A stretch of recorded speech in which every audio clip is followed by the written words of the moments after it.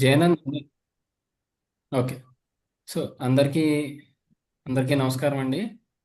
ఈరోజు జరగబోతున్న kidney diseases మరియు ఎల్సిహెచ్ఎఫ్ డైట్ ప్రశ్నోత్తరాల సెషన్కి మీ అందరికీ స్వాగతం పలుకుతున్నాం. అయితే సెషన్లోకి వెళ్ళే ముందు ఆ, ఒక చిన్న మనవి. మా లోకాబ్ స్కూల్ అట్లాగే ఏపీ లోకాబ్ నెట్వర్క్లో ఒక కీలక సభ్యులు, అసలు ఈ లోకాబ్ స్కూల్ మొదలవడానికి కూడా ఆద్యులు అయినటువంటి డాక్టర్ సురేష్ సానికొమ్ము గారు ఈ రోజున మన మధ్యన లేరు. ఆయన మా టీంలో ఒక కీలక మెంబర్.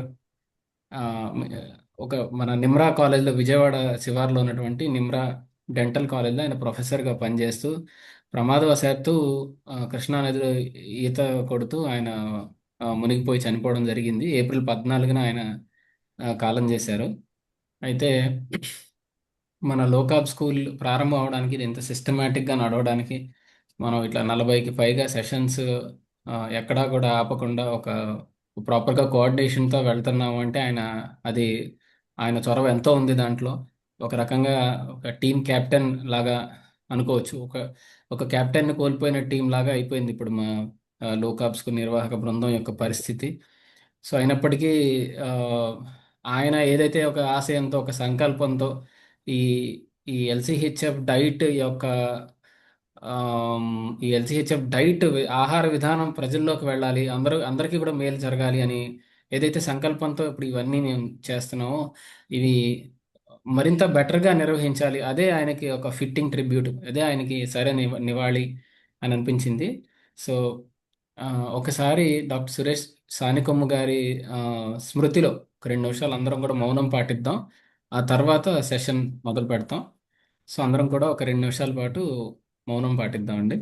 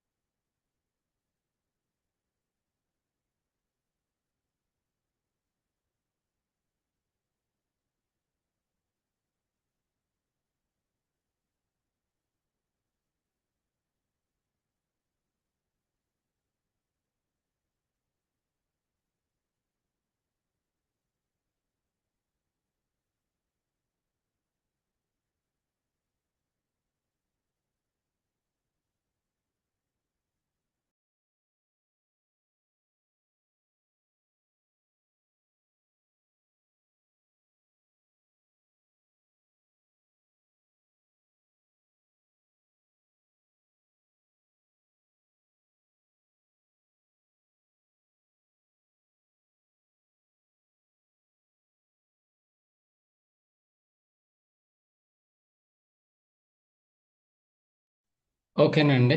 సో సెషన్ మొదలు పెట్టుకుందాం. సో ఈరోజు మన ఎపిసోడ్ యొక్క ముఖ్యమైన ఎజెండా ఏంటంటే ప్రశ్నోత్తరాలండి. ఈరోజు సెషన్ లెక్చర్ ఏమి ఉండదు. సో మనం తీసుకున్న టాపిక్ ఏంటంటే కిడ్నీ డిసీజెస్. దీనిపైన డాక్టర్ పివి సత్యనారాయణ సార్ 3 సెషన్స్లో చెప్పడం జరిగింది, 3 భాగాలుగా. అవన్నీ కూడా మన ఛానల్లో అప్లోడ్ చేసాం. కిడ్నీ డిసీజెస్ గురించి చాలా చాలా ఇంపార్టెంట్ సెషన్ ఈరోజు. ఎందుకంటే ఎక్కువగా ఏమైనా ఎలిగేషన్స్ వచ్చాయి మన ఎల్సిహెచ్ఎఫ్ డైట్ మీద, కొంచెం మెడికల్ కమ్యూనిటీ కానీ లార్జర్ పబ్లిక్ కానీ ఏమన్నా మిస్కన్సెప్షన్స్, డౌట్స్ ఉన్నాయి అంటే అది కిడ్నీ డిసీజెస్ పైనే అని మనం ఖచ్చితంగా చెప్పుకోవచ్చు, ఎల్సిహెచ్ఎఫ్ డైట్ యొక్క ప్రభావం. సో ఇంత ఇంపార్టెంట్ టాపిక్ని ఈరోజు డీల్ చేయబోతున్నాం. సో అందరూ కూడా ఒక సెషన్ మొదలు పెట్టే ముందు ఒక మనవి ఏంటంటే మీ వ్యక్తిగతమైన కేసు గురించి ఇక్కడ డిస్కస్ చేయకండి దయచేసి. ఎందుకంటే మీ రిపోర్ట్స్ చూడాలి డాక్టర్ గారు, అవన్నీ ఒకవేళ ఆయనకి ఏదైనా అదనంగా టెస్ట్ అవి కావాలి అంటే ఆ టెస్ట్ కూడా చేయించి అప్పుడు కానీ ఆయన ఏం చెప్పలేరు. సో డైరెక్ట్గా ఇప్పుడు మీరు ఏదన్నా నాకు ఫలానా ప్రాబ్లం ఉంది, హెల్త్ ఇష్యూ ఉంది, క్రియాటినిన్ ఇంత ఉంది, అలా మీరు ఏమైనా చదివినా కూడా ఆయన చెప్పలేని పరిస్థితి. సో ఎవరు కూడా దయచేసి అట్లాంటి ఇండివిజువల్ డౌట్స్ అడగొద్దని మనవి. జయానంద్ గారు, మీరు ఒకసారి ఇది స్క్రీన్ షాట్ కూడా తీసి గ్రూప్స్లో ఒకసారి అలర్ట్ చేయండి. సో ఇంకా జాయిన్ అయ్యే వాళ్ళు కూడా ఫాస్ట్గా వాళ్ళు జాయిన్ అవుతారు సెషన్ మొదలైందని చెప్పి. So back to audience. మీరు ఆ, వ్యక్తిగతమైన ప్రశ్నలు అడగొద్దండి. అట్లాగా అడగాలి అనుకున్న వాళ్ళు చాట్ బాక్స్లో టైప్ చేయండి మీకు వచ్చిన క్వశ్చన్స్ని, ఒక్కొక్కటి సీరియల్ వైజ్ అడుగుతాము. అట్లాగే మీరే స్వయంగా డాక్టర్ గారిని అడగాలనుకున్నా కూడా ఒకసారి హ్యాండ్ రైస్ చేసి అడగండి. వీలున్నంత వరకు ఏదన్నా ఒక పేపర్ మీద రాసుకుని మీరు అడిగితే చాలా మంచిదండి. టైం చాలా విలువైంది కాబట్టి మీరు ప్రాపర్గా ఎక్స్ప్రెస్ చేయడం కోసం దయచేసి అందరికీ రిక్వెస్ట్ ఏంటంటే ఒక బుక్లో కానీ పేపర్ మీద కానీ రాసుకుని అది అడగండి. అది మీకు వింటున్న వాళ్ళందరికీ కూడా టైం సేవ్ అవుతుంది, ఒక ప్రాపర్గా స్ట్రక్చర్డ్గా వెళ్తుంది సెషన్. సో పివి సార్, మీరు ఏమైనా కొద్దిసేపు ఏమన్నా ఒక బ్రీఫ్ ఒక 5 minutes అట్లా ఏమైనా చెప్తారా, లేదా డైరెక్ట్ క్వశ్చన్స్ తీసుకోమంటారు సార్? ఆల్రెడీ 3 ఎపిసోడ్స్ లో చెప్పిన ఉన్నాయి కిడ్నీ డిసీజ్ లో. మనం ఎవరైనా ఉంటే దాన్ని మధ్య మధ్యలో ఏమైనా గ్యాప్ వచ్చి కొద్దిగా అనుమానం ఉంటే దాని గురించి ఎక్కువ వివరణ ఇద్దాము. మనం సార్. చెప్పవలసినవన్నీ మనం దాంట్లో చెప్పాం కాబట్టి మనకి ప్రేక్షకుల దగ్గర నుంచి వినేవాళ్ళందరికీ ఏమైనా డౌట్స్ ఉంటే ఆ డౌట్స్ తీరడం ముఖ్యమైనది. ఎవరు లేకపోతే మనం క్లోజ్ చేద్దాం, అంతేగాని దానికోసం సాగదీసి అందరినీ ఇబ్బంది పెట్టక్కర్లేదు. Yes sir. Okay sir. So ప్రశ్నలు అడగవలసిందిగా హ్యాండ్ రైస్ చేయమని చెప్పి పార్టిసిపేట్స్ విజ్ఞప్తి చేస్తున్నానండి.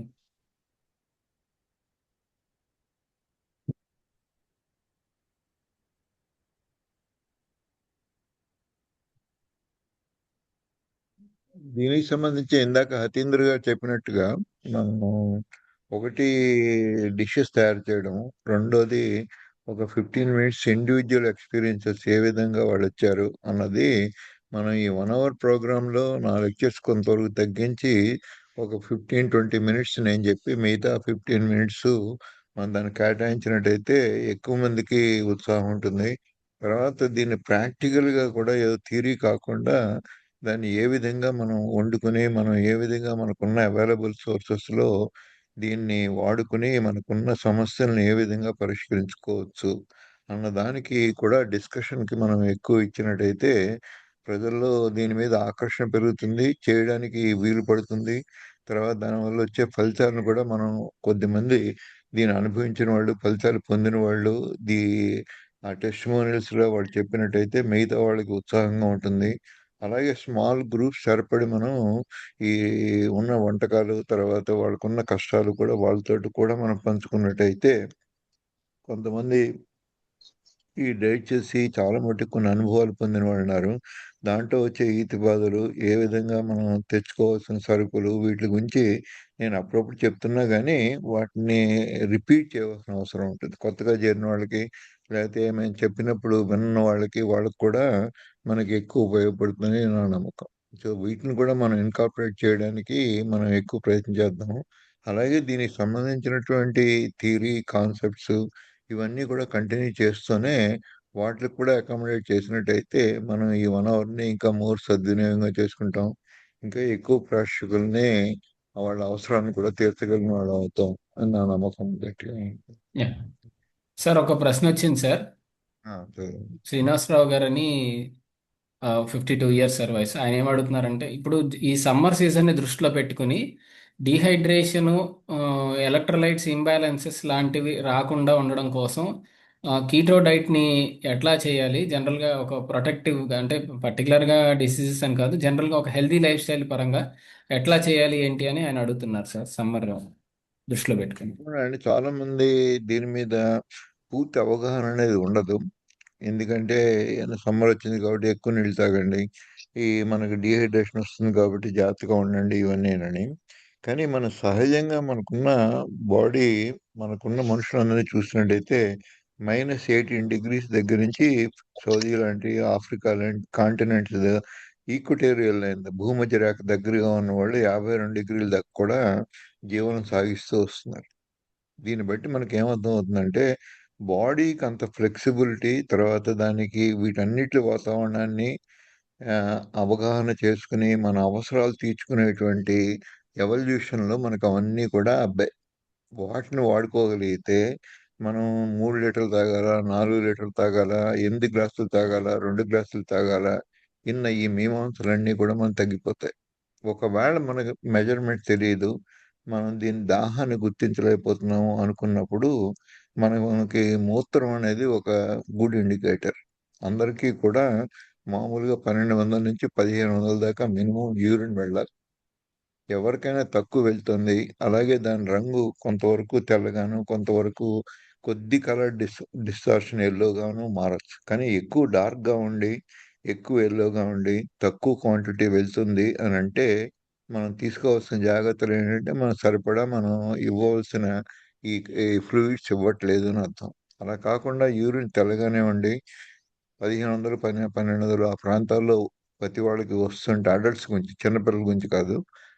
వాళ్ళకి మనకి అర్థం ఏంటంటే, మనకు తీసుకోవాల్సినంత ఫ్లూయిడ్స్ తీసుకుంటున్నాము అన్నది ఒక ఇండికేషన్. సో, వీటిని గనక ఒకవేళ మీ దాహం వేసినప్పుడు తాగడం, కొన్ని కొన్ని పరిస్థితుల్లో స్త్రీలు ముఖ్యంగా బయటికెళ్ళినప్పుడు, ఈ టాయిలెట్ ఫెసిలిటీ లేనప్పుడు నీళ్లు తాగి అవన్నీ వస్తే ఇబ్బంది పడతామేమో అని చెప్పి, ఎక్కువ మంది దాన్ని వాలంటరీగా సప్రెస్ చేసుకుంటారు. సో, అటువంటి పరిస్థితుల్లో కూడా వాళ్ళు విసర్జించే మూత్రం దాని యొక్క కాన్సంట్రేషన్ ఎలా ఉంది, క్వాంటిటీ ఎలా ఉంది అన్న రెండిటిని కూడా మనం అంచనా వేసుకున్నట్టయితే చాలా మటుకి మన ఫ్లూయిడ్ బ్యాలెన్స్‌ని మనంతట మనమే నిర్ణయించుకోవచ్చు. అలాగే సింపుల్ టెస్ట్ లైక్ స్కిన్ ఉంటుంది. ఆ స్కిన్ ఇలా లాగి ఇలా వదిలేసి ఇది ప్రత్యేకించి దీంట్లో చూపిస్తున్నాను నేను చూడండి. అలా లాగి వదిలేసినప్పుడు ఎంత తొందరగా నార్మల్సీ వస్తుంది. ఆ ఎలాస్టిసిటీ అన్నది సింపుల్ టెస్ట్ ఎవరైనా చేసుకోవచ్చది. అది లెస్ థాన్ అబౌట్ 20 సెకండ్స్ లోపుగా అది మళ్ళీ మామూలు స్థితికి రావాలి. అలా కాకుండా ముడతలు పడే ఉండి 20 సెకండ్స్ కాదు 30 సెకండ్స్ కూడా అలా ఉంది అంటే అది శరీరంలో డీహైడ్రేషన్ జరుగుతుంది అని అర్థం. సో, ఇటువంటి చిన్న చిన్న సైన్స్, చిన్న చిన్న సింప్టమ్స్ చాలా మందిని మనకి డైరెక్షన్ ఇవ్వడానికి ఎంతో ఉపయోగపడతాయి. వీటిని పాటించితే సరిపోతుంది. అలాగే ఎలక్ట్రోలైట్స్ అన్నవి మనకి కాస్తంత కొంతవరకు ఈ కాళ్ళ నొప్పులు, ఈ మజిల్ పెయిన్స్ ఇటువంటివన్నీ వస్తున్నాయి అంటే అంతపూర్వం దాకా ఎప్పుడూ లేనివి ఈ పొటాషియము, మెగ్నీషియము, ఈ సోడియము వీటిలో ఉన్న అసమానతల వల్ల అవన్నీ వస్తున్నాయనుకున్నప్పుడు, శుభ్రంగా మనకి కొబ్బరి నీళ్ళు, దాంట్లో అవసరం వస్తే నిమ్మకాయ నీళ్ళు, దాంట్లో ఉప్పు వేసుకొని, మీ టేస్ట్‌కి అనుగుణంగా ఉన్నది 2, 3 సార్లు ఈ సమ్మర్‌లో గనుక తీసుకున్నట్టయితే, ఈ ఎలక్ట్రోలైట్ ఇంబాలెన్స్ కూడా తగ్గుతుంది. అలాగే వీటికి అందుబాటులో లేదు అనుకున్నప్పుడు, ఈ ఫార్మాస్యూటికల్ ఇండస్ట్రీస్ వారు కూడా మనకి అరేన ఈ ఎలక్ట్రోలైట్ పౌడర్స్ కొన్ని అమ్ముతున్నారు వాళ్ళు. సో, అటువంటి పౌడర్స్ గనక మనం తీసుకున్నట్టయితే, అవి కూడా మనకి ఎక్కువ ఉపయోగపడి, ఈ డీహైడ్రేషన్ నుంచి ఇన్ని తాగాలనేది ఎవరు నిర్ణయించలేరు. అలా ఒకవేళ నిర్ణయించినట్టయితే, అది తప్పుడు అభిప్రాయం కింద వెళ్తున్నాం. అలాగే ఎవరైనా కొద్దిమందికి కిడ్నీ కాంప్రమైజ్ అయ్యి, హార్ట్ కాంప్రమైజ్ అయ్యి, ప్రోటీన్స్ తక్కువుండి, ఇటువంటి వాళ్ళల్లో మనం ఎక్కువ ఫ్లూయిడ్స్ ఇచ్చినట్టయితే, ఎక్కువ అనర్థాలు జరుగుతాయి గానీ, ఉపయోగం ఉండదు. సో, హార్ట్ ఫెయిల్యూర్ ఉన్నప్పుడు మన దాహం వేస్తుంది. సమ్మర్‌కు 4 లీటర్లు తాగాలి, 5 లీటర్లు తాగాలి, 8 గ్లాసులు తాగాలి. ఇటువంటివన్నీ కూడా ఈ రూల్స్ అన్ని అవయవాలు మామూలుగా పనిచేస్తున్న వాళ్ళకి అప్లికబుల్. కానీ ఎవరికైనా గానీ గుండె జబ్బులున్నా, కిడ్నీ జబ్బులున్నా ఇటువంటి వాళ్ళు వాళ్ళ వైద్యుల సలహా పాటించి వాళ్ళు తీసుకోవాల్సినంత మాత్రమే తీసుకొని, అలాగే కాళ్ళల్లో ఎడిమా అంటారు. ఈ వాపు వచ్చిన వాళ్ళలో కూడా మనం కొద్దిగా జాగ్రత్తలు వహించాల్సిన అవసరం ఎంతైనా ఉంది. అలా కాకుండా దాహం వేసినంత సేపు కంటిన్యూయస్‌గా తాగుతూ, ఈ నీళ్లు తాగడమే మంచిది అనుకున్న ఇటువంటి అభిప్రాయాల వల్ల ఎక్కువ నష్టపోతాం. సో, మనం తీసుకున్న దాహం, తర్వాత మనం విసర్జించిన మూత్రం యొక్క కలరు, తర్వాత మీ స్కిన్ టెస్ట్ నేను ఇందాక చూపించింది. ఈ 3 చేసుకున్నట్టయితే 70-90% దాకా మనం ఈ ఎలక్ట్రోలైట్ ఇంబాలెన్స్ లేకుండా, వాతావరణంతో సంబంధం లేకుండా మనం వీటిని ఎంత కావాలో అంత తీసుకొని మన ఆరోగ్యాన్ని పెంచుకునే అవకాశం ఎంతైనా ఉంటుంది. అలాగే అప్పుడప్పుడు నాలుక ఎండిపోతూ ఉంటుంది. ఆ నాలుక ఎండిపోయినా గానీ, దాని అర్థం ఏంటంటే, పొడిగా ఉంటే అది మనకు సరిపడా మనకి తీసుకోవాల్సినన్ని ఫ్లూయిడ్స్ తీసుకోనట్టు లెక్క. సో, వాటిని కూడా మనం దృష్టిలో పెట్టుకొని, ఈ యూరిన్ కలరు, ఈ నాలుక ఎండిపోవడము, తర్వాత మిగతా వచ్చే సిమ్టమ్స్, స్కిన్ టెస్ట్, ఇవి చేసుకుని మనకి ఎంత వాటర్ కావాలో అంత వాటర్ తీసుకోవడం మంచిది. అలాగే కొంతవరకు ఉత్తి వాటరే కాకుండా మనం ఎలక్ట్రోలైట్స్ ఇవన్నీ ఉంటాయంటే నిమ్మకాయ నీళ్ళు, కొంతవరకు మజ్జిగ, ఈ పాలలో నుంచి వచ్చిందే మజ్జిగ, దాంట్లో అన్నీ ఉంటాయి. సో ఆ విధంగా మనం తీసుకోవచ్చు వీటిని. వీటన్ని అవలంబించినట్టయితే ఇంకా దాంట్లో ఏమైనా కష్టం ఉంటే అప్పుడు మీరు డాక్టర్ సలహా తీసుకుని ఈ ఎలక్ట్రోలైట్స్ ఎస్టిమేట్ చేసుకుని, కొద్దిమంది పూర్తిగా కిడ్నీ జబ్బులు, గుండె జబ్బులు ఉన్నవాళ్ళు ప్రారంభ దశలో వాళ్ళు ఇవన్నీ గెస్ చేయలేరు. అందుకోసం వీటిని రక్త పరీక్షలో పరీక్షించుకుని వాటిలో తేడాలు కనుక పూర్తిగా మనకి అనుకూలంగా లేనప్పుడు వాటి సప్లిమెంట్స్ కూడా తీసుకోవాల్సిన అవసరం ఉంటుంది. Thank you.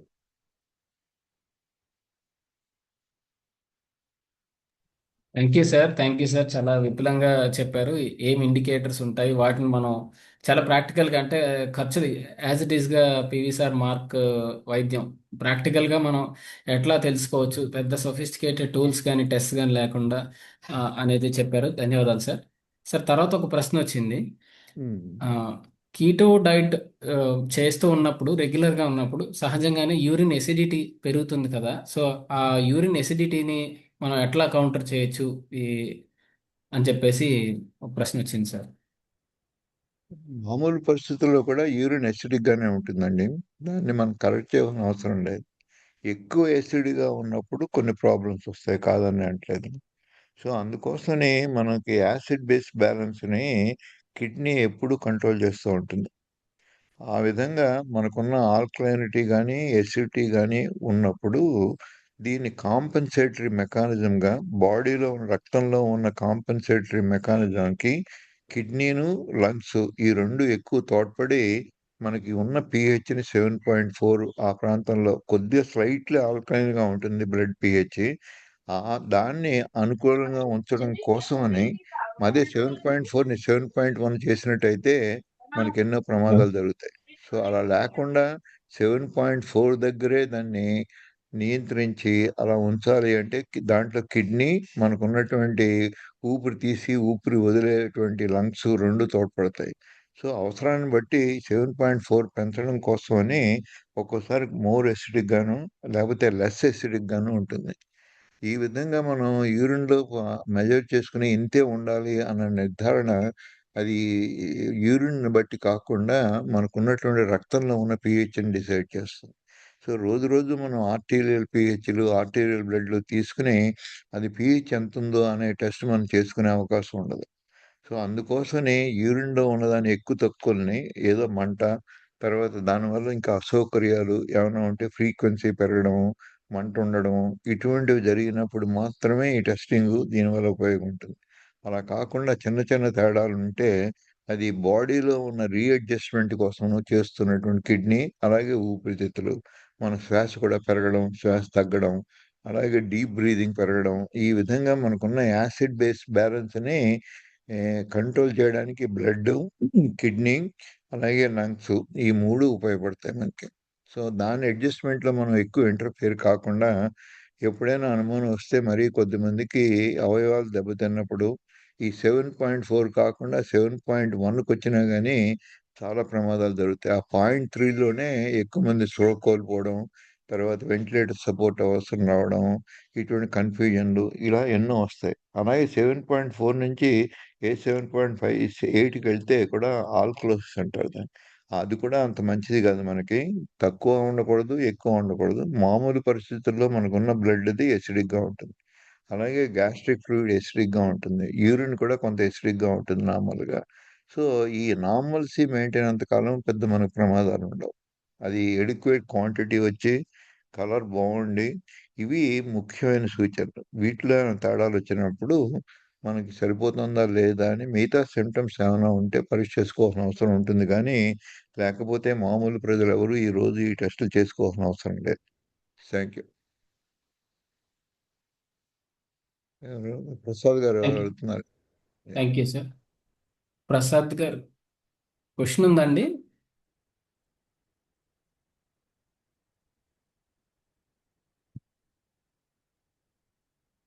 సార్, ఒక ప్రశ్న వచ్చింది సార్.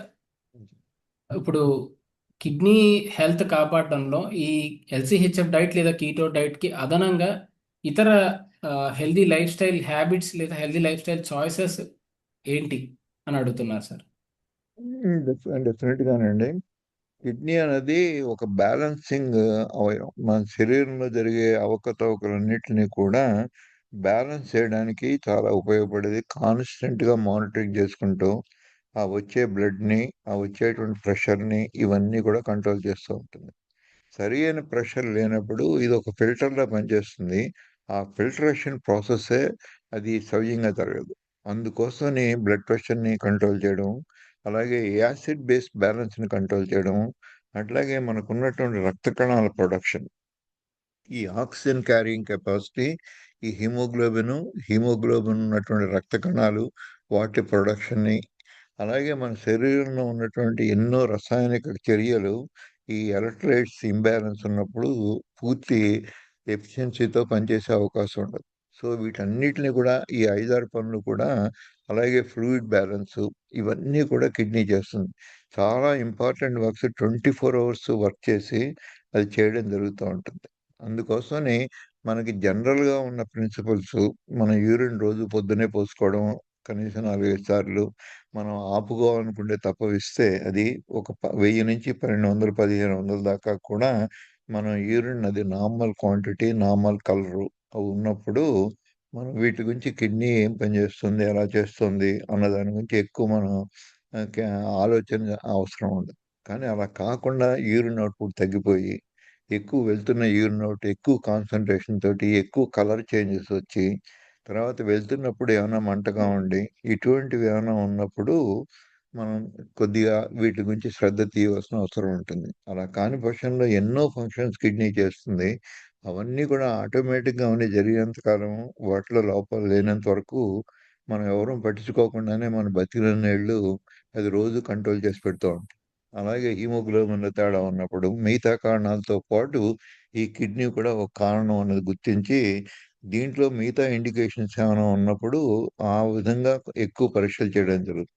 అలాగే ప్రతిరోజు కూడా ఈ రక్త పరీక్షలు, ఈ ఉన్నటువంటి అన్ని పరీక్షలు అందరూ చేసుకునేట్టయితే అసలు ఎవరు జీవితాలు ముందుకు నడపలేరు. అలాగే హాస్పిటల్‌కొచ్చినప్పుడు కూడా అన్ని టెస్టులు అందరికీ చేసే అవకాశం ఎందుకుండదంటే, వాళ్ళకి అవసరం ఉన్నదొకటి, తర్వాత ఇవన్నీ కూడా వ్యయ ప్రసాదాలతో కూడుకుంది. తర్వాత మనీ కూడా చాలా ఖర్చవుతూ ఉంటుంది. తర్వాత దాంట్లో ఉన్న చిన్న చిన్న మార్పుల్ని మనం ఆహ్, ఆ హీమోస్టాసిస్ అనేదాన్ని మెయింటైన్ చేస్తూ వాటన్నిటికీ కూడా మనకి పూర్తిగా అవగాహన లేకుండానే చాలా సార్లు చిన్న చిన్న తేడాల కోసం వాళ్ళిచ్చే నార్మల్ రేంజ్ అది కొంతవరకు నిజమే గానీ, అందరికీ అది అప్లికబుల్ కాదు.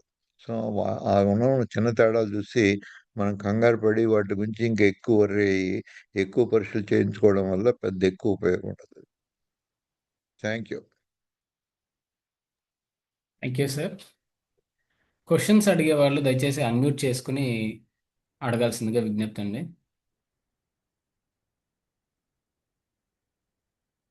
పిన్నెల్లి స్వామి గారు. నమస్కారం డాక్టర్. నమస్కారం అండి. ఆ, మరి ఒక చిన్న డౌట్.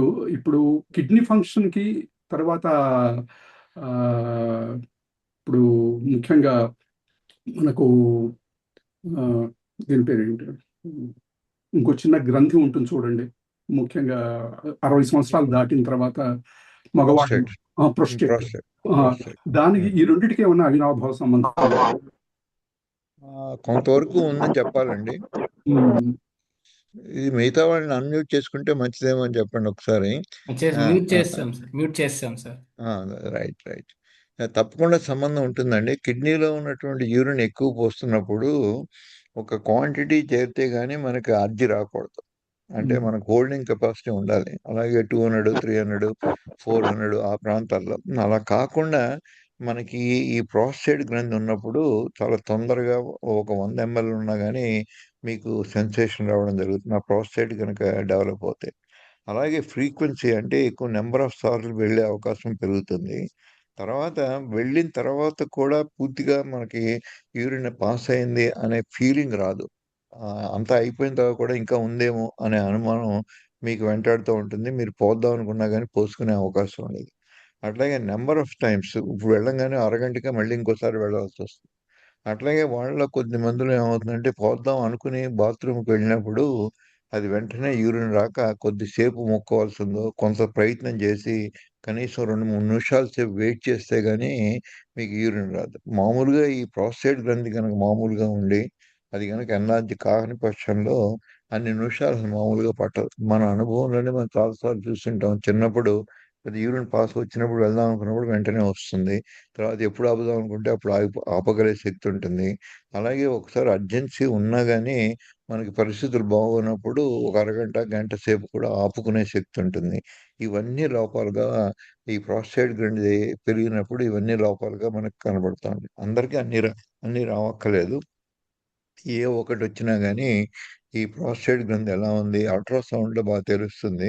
అలాగే యూరినరీ ఫ్లోమెట్రీ అని, యూరోఫ్లోమెట్రీ అని అంటారు. ఆ టెస్టు మీరు పాస్ చేసేటువంటి ఈ యూరిన్ మెజర్‌మెంటు, దాని ఫ్లో ఎలా ఉంది అన్నది కూడా ఆ గ్రాఫ్ చూసి యూరాలజిస్టులు గానీ, నెఫ్రాలజిస్టులు గానీ మీరు దీన్ని ఐడెంటిఫై చేయగలరు. అందుకోసమని అవసరమైనప్పుడు ఈ టెస్టులు చేసుకొని, ఇటువంటి సింప్టమ్స్ ఏమైనా ఉన్నప్పుడు ముఖ్యంగా ఒక 50 ఏళ్ళు దాటిన వాళ్ళందరిలోనూ మేము ఎక్కువ సార్లు చూస్తూ ఉంటాం. ఫ్రీక్వెన్సీ పెరుగుతుంది. అలాగే డయాబెటిస్ ఉన్నా గానీ ఫ్రీక్వెన్సీ పెరుగుతుంది. సో, ఇటువంటివన్నీ వచ్చినప్పుడు అటువంటి టెస్టులు ఒక రొటీన్‌గా ఈ సింప్టమ్స్ ఉన్నాయి అనుకున్నప్పుడు, ఒక రొటీన్ టెస్టులన్నీ చేసి మేము దాని జబ్బు నిర్ధారణ ఎలా ఉంది? ఏ జబ్బు వల్ల ఏమొస్తుంది? అట్లాగే అల్ట్రాసౌండ్ చేసినప్పుడు, అలాగే రెక్టల్ ఎగ్జామినేషన్ చేస్తారు. అలా చేసినప్పుడు ఆ గ్లాండ్ యొక్క కన్సిస్టెన్సీ, దాని ఫార్మ్‌నెస్ కొంతవరకు దాంట్లో కూడా మెలిగ్నెన్సీ కూడా ఉండే అవకాశాలుంటాయి. ఇవన్నీ కూడా మనం కొన్ని కొన్ని అవసరమైన పరీక్షలన్నీ చేసినప్పుడు మాత్రమే బయటపడతాయి. అలాగే ప్రోస్టేట్ క్యాన్సర్‌లో ఉన్న గొప్ప విషయం ఏంటంటే, చాలామంది ప్రోస్టేట్ క్యాన్సర్ వచ్చినా గానీ, ప్రోస్టేట్ క్యాన్సర్ వల్ల చాలా తక్కువ మంది చచ్చిపోతారు. కానీ చాలామంది చచ్చిపోతూ వాళ్ళకి ప్రోస్టేట్ క్యాన్సర్ కూడా ఉంటుంది. అంటే చాలా స్లో గ్రోయింగ్ ట్యూమర్స్‌లో ప్రోస్టేట్ ఒకటి. అంచేత ప్రోస్టేట్ క్యాన్సర్ వచ్చినంత మాత్రాన ఆ పీఎస్‌సీ అన్నది ఎక్కువైనంత మాత్రాన ఇమ్మీడియేట్‌గా మనం వర్రీ అవసరం లేదు. దాన్ని తగు జాగ్రత్తలు, తగు పరీక్షలు చేసుకొని, దాన్ని కంట్రోల్ చేసుకొని, అది జీవన విధానాన్ని పెద్ద ఎక్కువ లాంజివిటీని తగ్గించదు. అటువంటివి కొన్ని కొన్ని డెఫినిట్‌గా స్పైన్‌లోను, సెకండరీస్ ఇవన్నీ వస్తే వాళ్ళ జీవన ఏమో ఇది కాలం కూడా తగ్గిపోతుంది. కాదని అంటే ప్రోస్టేట్ వల్ల కూడా కొంతమంది చచ్చిపోతారు. కానీ ఉన్న మిగతా breast cancer, lung cancer, brain క్యాన్సర్‌తో చూసినట్టయితే ప్రోస్టేట్ క్యాన్సర్ వాళ్ళకి అంత తొందరగా చనిపోవాల్సిన అవసరం ఉండదు. దాంతో పాటే వాళ్ళు చాలా ఏళ్ళు బతికి వాటితోటి నివారించుకుని దానివల్ల కాకుండా మిగతా కారణాల వల్ల ఇంకా తొందరగా మన మృత్యువాతం పడే అవకాశం ఉంటుంది. సో, ఇవన్నిటిని దృష్టిలో పెట్టుకొని సింప్టమ్స్ ఏవైనా యూరినరీ ఫ్లో తగ్గినప్పుడు, ఫ్రీక్వెన్సీ అంటే ఎక్కువ సార్లు వెళ్ళవలసొచ్చినప్పుడు, వెళ్ళినప్పుడు పూర్తిగా వెళ్ళలేదు అన్న అనుమానం వచ్చినప్పుడు, అట్లాగే వెళ్దాం అనుకున్నప్పుడు వెంటనే స్ట్రీమ్ స్టార్ట్ చేయకుండా కొంతసేపు డిలే అవుతే గానీ మీ యూరిన్ ఫ్లో రాకపోవడం, ఇవన్నీ కూడా ఈ ప్రోస్టేట్ పెరిగినప్పుడు లక్షణాలు. సో, వీటన్నిటిని గుర్తుంచుకుని వీటిలో వచ్చే మార్పులున్నప్పుడు ఈ పరీక్షలు చేయించుకోవాల్సిన అవసరం ఉంది. Thank you. Thank you doctor. Me background ఏంటి? అది చాలా మారిందా? అవకాడోను ఇవన్నీను చాలా ఇంట్రెస్టింగ్‌గాను, రొమాంటిక్‌గా కూడా ఉన్నాయి. బాగా పెట్టుకుందాం. హ్మ్. హ్మ్. Thank you. Anyway. Thank you.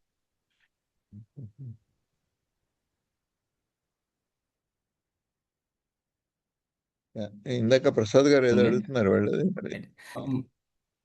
Prasad గారు, పివిఎన్టీ ప్రసాద్ సార్ అండి. పీవీఎన్‌టీవీ ప్రసాద్ ఆయన ఏదో అంటే స్క్రీన్ మీదకొచ్చింది. అది యాక్సిడెంటల్లో లేకపోతే ఇన్సిడెంటల్లో లేకపోతే వాలంటరీయో తెలీదు నాకు. ఏమైనా ప్రశ్న అడుగుతారండి? పివిఎన్టీ ప్రసాద్ సార్. ఏమీ లేకపోతే లేదని చెప్పినా సంతోషిస్తాం. ఎందుకంటే మాటి మాటికి ఆయన అవకాశం రాలేదేమో అని ఆయన బాధపడడం, మనం బాధపడ్డం కాదు. Okay sir. Right. So sir, general audience కోసం ఒక ప్రశ్న సార్ మీకు. అంటే చాలా మంది ఇప్పుడు సెషన్స్ ఒకవేళ కాకుండా క్వశ్చన్ అండ్ ఆన్సర్ సెషన్ ఖచ్చితంగా కిడ్నీ డిసీజ్ సంబంధించి ఇప్పుడు కాకపోయినా తర్వాత అయినా సరే భవిష్యత్తులో వాళ్ళు ఈ క్వశ్చన్ అండ్ ఆన్సర్ సెషన్ చూసినప్పుడు ఉపయోగపడాలని అడుగుతున్నాను సార్. ఇప్పుడు ఈ కీటో డైట్ అట్లాగే కిడ్నీ డ్యామేజ్ సంబంధించి చాలా మిత్స్ అనండి, వదంతులు అనండి, సో చాలా ప్రచారంలో ఉన్నాయి. సో కీటో డైట్ తీసుకుంటే కిడ్నీస్ డ్యామేజ్ అయిపోతాయి, రకరకాల ఇది.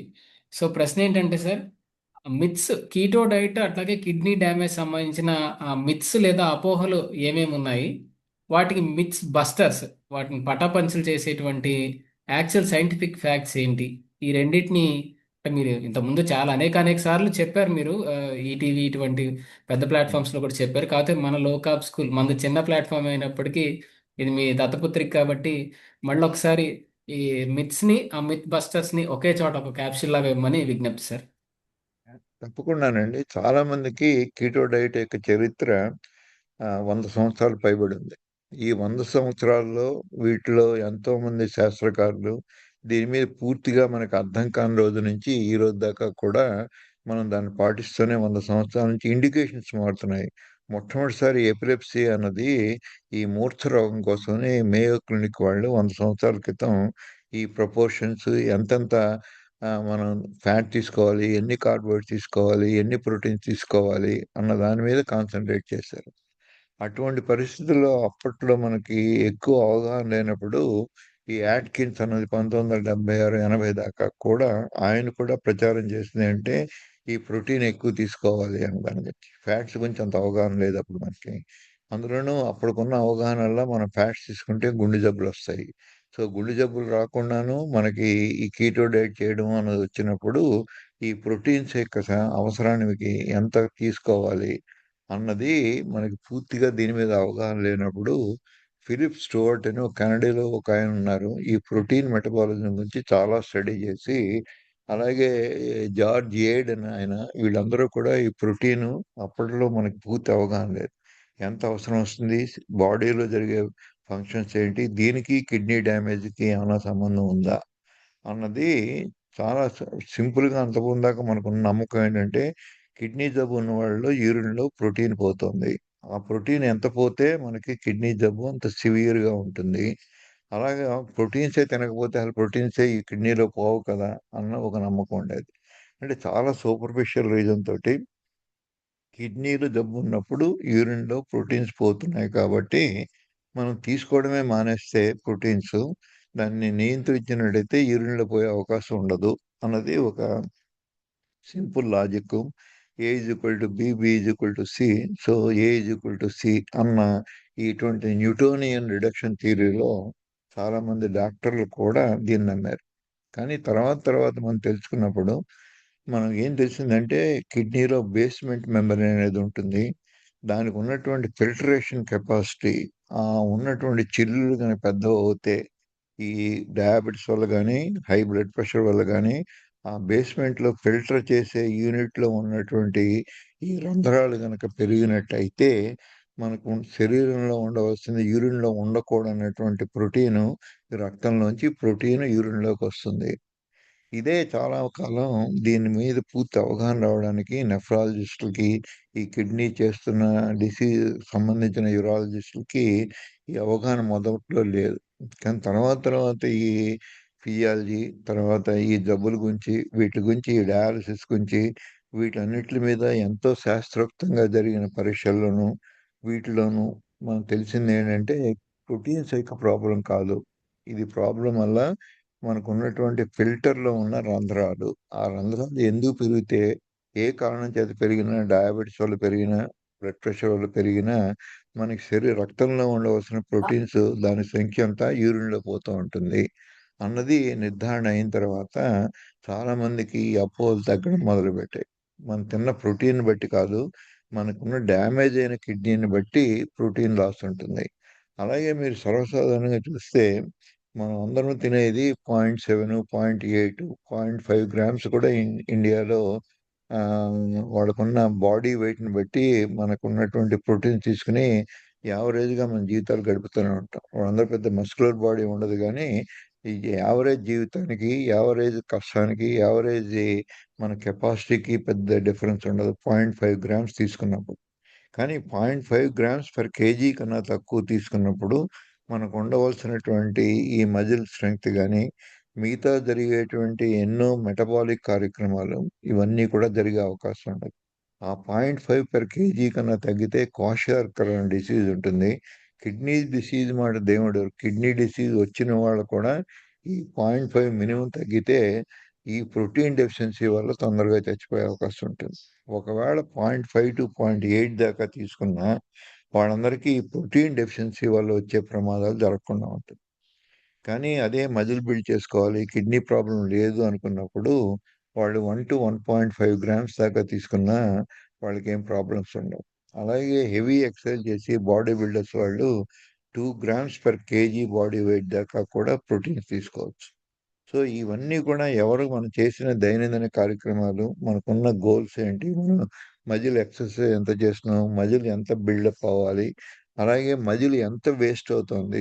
ఒక 50 ఏళ్ళు 60 ఏళ్ళు వచ్చిన తర్వాత అంత పూర్వం తీసుకున్నటువంటి 1 గ్రాము ప్రోటీన్ తీసుకున్నా కానీ మజిల్ వేస్టింగ్ అని ఆపలేం. దాన్ని సార్కోపీనియా అని అంటారు.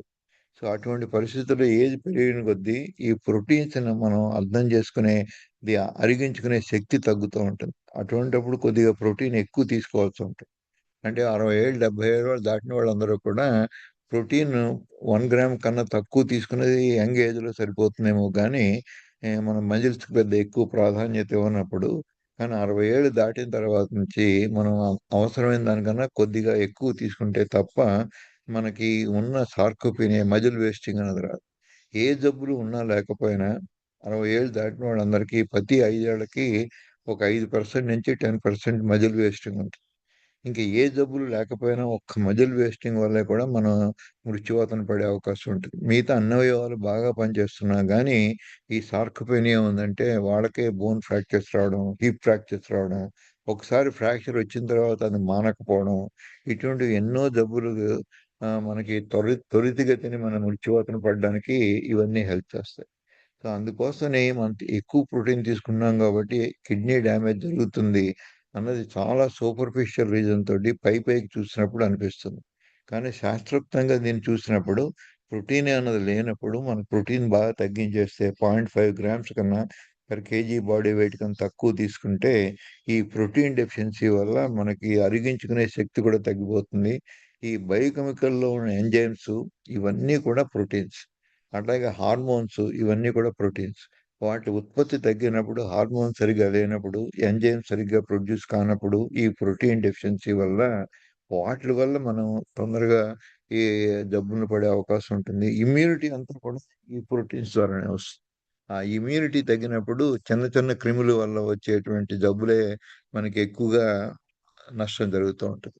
సో వీటన్నిటి దృష్ట్యా మనం తెలుసుకోవాల్సింది ఏంటంటే కిడ్నీ ప్రాబ్లం ఉన్న వాళ్ళకి ప్రోటీన్ పోతుంది కానీ ప్రోటీన్ ఎక్కువైనంత మాత్రాన నార్మల్ కిడ్నీ పనిచేసినంత కాలము ప్రోటీన్ యూరిన్లో పోదు. ఒకవేళ ఏమన్నా మనకి ఎక్సెస్ ప్రోటీన్ తిన్నప్పుడు పోయే అవకాశం ఉంటుంది. మన అవసరాలను మించి తిన్న ప్రోటీన్స్ ఏమైనా ఉంటే యూజువల్గా అది బాడీ బిల్డర్స్లో 2 grams per KG body weight కన్నా ఎక్కువ తిన్నప్పుడు ఆ ప్రోటీన్ మనం దాచుకునే శక్తి ఉండదు శరీరంలో.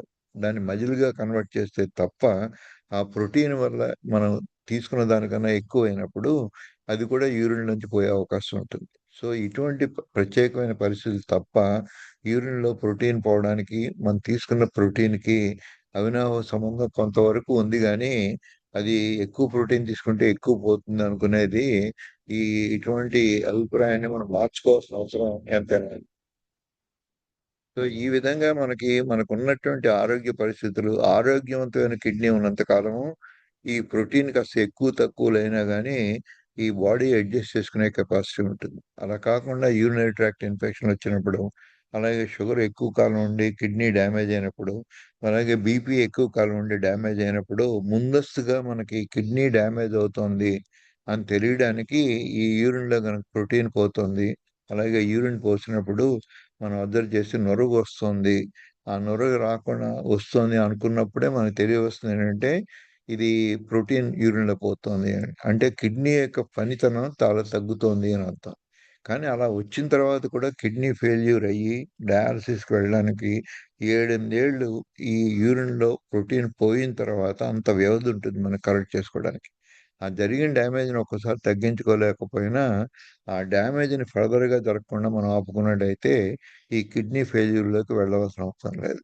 అంచేత ఎవరైనా గానీ ముందు యూరిన్‌లో పోసిన చోట కమోడ్ లాంటివి గానీ ఇటువంటి వాటిలో తెలుస్తుంది. నేల మీద పోస్తే పెద్ద తెలీదు. ఒక్కోసారి ఎక్కువ క్వాంటిటీ పోతే నేల మీద పోసినప్పుడు కూడా తెలుస్తుంది అది. సో దానికి ఉన్న మూల కారణం నొరగ వస్తుంది అంటే ప్రోటీన్ పోతుంది అని. ఏ కారణాల చేతైనా నొరగ వస్తున్నప్పుడు మనం పరీక్షలు చేసుకుని అది ప్రోటీన్ వల్ల కాదు, కొన్ని కొన్ని మిగతా కారణాల వల్ల కూడా ఆ నొరగ వచ్చే అవకాశం ఉంటుంది. సో అటువంటి వాటిని ఎలిమినేట్ చేసుకుని ఇది ప్రోటీన్ వల్లే పోతుంది అంటే ఇది స్టేజ్ 1, అంటే స్టేజ్ 5 దాకా వెళ్ళేదాకా డయాలసిస్ అవసరం రాదు. స్టేజ్ 1, స్టేజ్ 2లోనే మనం గుర్తించినట్టయితే ఆ ఫర్దర్ డ్యామేజ్ జరగకుండా ఉపయోగపడుతుంది. అందుకోసమని దీని మీద శ్రద్ధ వహించి వాటన్నిటిని కూడా మనం వాడుకుంటే బాగుంటుంది. Thank you. Thank you sir, thank you. మంచి మిత్ బస్టర్స్ ఇచ్చారు మాకు. చాలా మిత్స్ ని, వాటికి సంబంధించిన మిత్ బస్టర్స్ ని కూడా ఒకే చోట క్యాప్సిల్ ఇచ్చారు. Thank you sir. ఆ, మన లోకాప్ స్కూల్ కోర్ మెంబర్స్ లో ఒకళ్ళు డాక్టర్ గౌతమ్ ప్రసాద్ గారు ఒక ప్రశ్న అడుగుతానంటున్నారు సార్. గౌతమ్ ప్రసాద్ గారు. Sir good evening sir. Sir um. ఈ కిడ్నీ హెల్త్ రెగ్యులర్ గా తెలుసుకోవాలి అంటే మనం ఎట్లాంటి ల్యాబ్ పారామీటర్స్ రెగ్యులర్ గా చెక్ చేసుకోవాలి sir? Like creatinine, eGFR, uric acid, ఇట్లా ఏ పారామీటర్స్ అనేవి మనం రెగ్యులర్ గా చెక్ చేసుకోవాల్సి ఉంటుంది sir for kidney health better గా ఉంది లేదా తెలుసుకోవడానికి? చాలా మందికి పెద్ద ఎక్కువ జబ్బులు లేవు, ఎక్కువ కష్టాలు లేవు, సిమ్టమ్స్ లేవు అనుకున్న వాళ్ళందరికీ యూరియా క్రియాటినిన్ అన్నవి నార్మల్ రేంజ్ లో ఉన్నంత వరకు పెద్ద మనకి ప్రాబ్లం ఉంటుంది. ఎక్కువగా అందరూ కూడా రొటీన్గా ఏ ప్రాబ్లం వచ్చినా కానీ వాళ్ళందరికీ స్క్రీనింగ్ టెస్ట్గా ప్రతి హాస్పిటల్లోనూ ప్రతి ల్యాబ్లో కూడా ఈ క్రియాటినిన్ యూరియా చేస్తారు. యూరియాలో పెరిగింది, క్రియాటినిన్ పెరిగింది అంటే చాలా మట్టుకి కిడ్నీలో డ్యామేజ్ జరిగినట్టే. సపోజ్ మీ ల్యాబొరేటరీ వాల్యూ క్రియాటినిన్ 1.4 ఉంది అనుకున్నప్పుడు 1.5 ఉన్నా ఆల్రెడీ ఒక 30-60% మీ కిడ్నీ డ్యామేజ్ అవుతే తప్ప ఈ క్రియాటినిన్ పెరగదు. అందుకోసమని యూరియా క్రియాటిన్లో ఈవెన్ చిన్న చిన్న మార్పులు వచ్చినా మనం వాటిని సీరియస్గా తీసుకుని దాన్ని పూర్తిగా ఈ కిడ్నీ పరీక్షలన్నీ చేసుకుని దీనికి దానికి అంత ఎక్కువ సంబంధం లేదు ఈ క్రియాటిన్ పెరగడానికి అన్నదాన్ని నిరూపించేదాకా కిడ్నీ ఫెయిల్యూర్గానే దాన్ని గుర్తించాలి. సో అలాగే క్రియాటిన్ పెరగడానికి మస్కులర్ ఎక్సర్సైజ్, బాడీ బిల్డర్స్ వీళ్ళల్లో కూడా కొంతవరకు క్రియాటిన్ పెరిగే అవకాశం ఉంటుంది. అలాగే కొన్ని మందులు వాడుతున్నప్పుడు కూడా క్రియాటిన్ పెరిగే అవకాశం ఉంటుంది.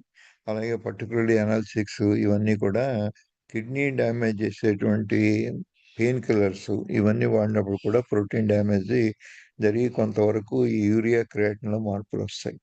కానీ చాలా మట్టుకి యూరియా క్రియాటిన్లో మార్పులు వచ్చి రాకుండా అది నార్మల్గా మెయింటైన్ అవుతూ ఉంటాయి. నార్మల్గా మెయింటైన్ అవుతుంది అన్న మాత్రాన మన కిడ్నీ యొక్క ఎఫిషియన్సీ తగ్గట్లేదు అని తెలియదు.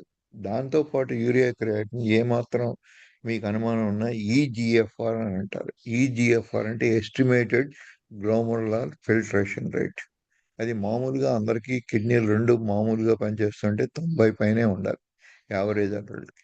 అలా 90 కాకుండా 60, 70 ఆ ప్రాంతాల్లో ఉంది అని అంటే అర్థం స్టేజ్ 1, స్టేజ్ 2 దెబ్బతిందని. అదే 40, 30 కన్నా తగ్గిందంటే అది స్టేజ్ 3, స్టేజ్ 4కి వెళ్ళినట్టు. 15 కన్నా తగ్గింది అంటే అది ఎండ్ స్టేజ్ రీనల్ ఫెయిల్యూర్ అంటారు. సో అటువంటిది ఆ 15 రాకుండా మనం ఆ 30, 40లో ఉన్నప్పుడు కూడా మనం గుర్తించినట్టయితే మనకు రాబోయే జబ్బుల్ని ముందుగా తెలుసుకుని వాటిని ఏ కారణాల వల్ల అయితే ఈ గ్లోమరులార్ ఫిల్టరేషన్ రేట్ తగ్గుతోంది అని తెలుసుకున్నప్పుడు ఆ రూట్ కాజెస్ అంటే ఎక్కువ మందికి డయాబెటీస్ కంట్రోల్లో ఉండకపోవడం, తర్వాత బీపీ కంట్రోల్లో లేకపోవడం, ముఖ్యంగా 70% కిడ్నీలు ఫెయిల్ అవడానికి ఈ రెండే ముఖ్యమైన కారణాలు. ఆ తర్వాత చిన్న చిన్న కారణాలు పుట్టుకతో వచ్చేటువంటి పాలిసిస్టిక్ కిడ్నీ అని, ఆటో ఇమ్యూన్ డిసీజ్ ఎస్ఎల్ఈ అని, అలాగే మనం వాడే ఎనర్జిస్టిక్స్ ఉంటాయి. ఈ ఎన్ఎస్ఐడిస్ అని అంటారు. వాటిలో ఉన్నటువంటి ముఖ్యంగా ఇబోప్రోఫెన్ ఇటువంటివి మనం వాడినప్పుడు మందులతో కూడా కొంతమందికి మిగతా కారణాలు జాయింట్ పెయిన్స్ కోసమని, హెడేక్ కోసమని, ఇలా వేరియస్ కారణాలు ఒళ్ళు నొప్పుల కోసమని వాడుతున్న మందులు కొన్ని కిడ్నీ డ్యామేజ్ చేసి ఉంటాయి. అది వెంటనే చేయవు కానీ ఎక్కువ కాలం వాడితే మాత్రం చాలా మందికి ఆ సైడ్ ఎఫెక్ట్స్ వస్తాయి. ఇటువంటివన్నీ కారణాలు చాలా తక్కువే. 100% కారణాలు మన డయాబెటీస్ అన్‌కంట్రోల్‌గా ఉన్నప్పుడు. అది వెంటనే రాదు. ఒక 5, 6 ఏళ్ళు పడుతుంది దానికి కూడా. అలాగే బీపీ అన్‌కంట్రోల్‌గా ఉన్నప్పుడు. ఈ 2 170% కిడ్నీ ఫెయిల్యూర్‌కి అయ్యేటువంటి కారణాలు. సో వీటిని కంట్రోల్ చేయకుండా ఎప్పటికైనా కానీ ఈ బీపీ సరైన కంట్రోల్లో లేనప్పుడు, అలాగే మందులు పెంచుకుంటూ వెళ్ళవలసిన అవసరం ఏర్పడుతున్నప్పుడు ఈ కిడ్నీలు డ్యామేజ్ అయ్యే అవకాశం ఎంతైనా ఉంటుంది. సో అటువంటివి 10-15 ఏళ్ళు ముందస్తుగా ఈ సూచనలు ఇస్తాయి. ఆ సూచనలు పాటించినట్టయితే మనం ఈ కిడ్నీ ఫెయిల్యూర్ వైపు మనం వెళ్లకుండా మధ్యలోనే ఆపుకుని దీనికి కావాల్సిన చర్యలు, లైఫ్ స్టైల్ మోడిఫికేషను, అలాగే మందులతోటే కంట్రోల్ చేసుకుంటున్నాము డయాబెటిస్, అలాగే రక్తపోటు అనుకుంటే ఆ మందుల యొక్క ఆహ్, సంఖ్యను పెంచుకోవడమో, డోస్‌ని పెంచుకోవడమో చేసినట్టయితే ఈ బీపీ కంట్రోల్‌లో ఉండి షుగర్స్ గనక 80, 100 ఆ ప్రాంతాల్లో ఉండి 120 కన్నా తక్కువ ఉన్నప్పుడు ఈ కిడ్నీ డ్యామేజ్ తక్కువ జరుగుతుంది. సో, చాలా ముందస్తు సూచనలుగా మనం తెలియవలసింది యూరియా, క్రియాటిన్. క్రియాటిన్‌లో చిన్న మార్పులు కూడా అది కిడ్నీ డ్యామేజ్ తెలుస్తాయి. అలాగే దానికన్నా మోస్ట్ ఎఫెక్టివ్ ఎవరైనా గానీ తప్పు పట్టలేనంత ఇదిగా చేసుకోవాలంటే ఈజీఎఫ్ఆర్. అది దానికోసం ప్రత్యేకించి ఏం చేయక్కర్లేదు. కొంతమంది ల్యాబొరేటరీస్ అది ఊరికే చేసి పెడతారు. కొంతమంది ఎక్స్‌ట్రా డబ్బులు తీసుకొని చేస్తారు. అటువంటి ప్రాంతాల్లో మీరు ఈజీఎఫ్ఆర్ కూడా ఎస్టిమేట్ చేసుకొని, అది 90 కన్నా తగ్గుతోంది అంటే ఎక్కువ జాగ్రత్తలు తీసుకోవాల్సిన అవసరం ఉంటుంది. Thank you. Thank you sir, వివరంగా చెప్పారు. తర్వాత మాల్యాద్రి గారి ప్రశ్న ఉంది, ఫాలోడ్ బై శంకర్ రెడ్డి గారు. సో మాల్యాద్రి గారి ప్రశ్న ఏంటంటే సార్, నేను మూత్ర హ్మ్. విసర్జన చేశాక కమోడ్లో చూస్తే తెల్లని నొరగ ఎక్కువగా అవును. ఉంటున్నది. మూత్ర పరీక్షలు చేయిస్తే మూత్రంలో ప్రోటీన్ పోవడం లేదు అని తేలింది.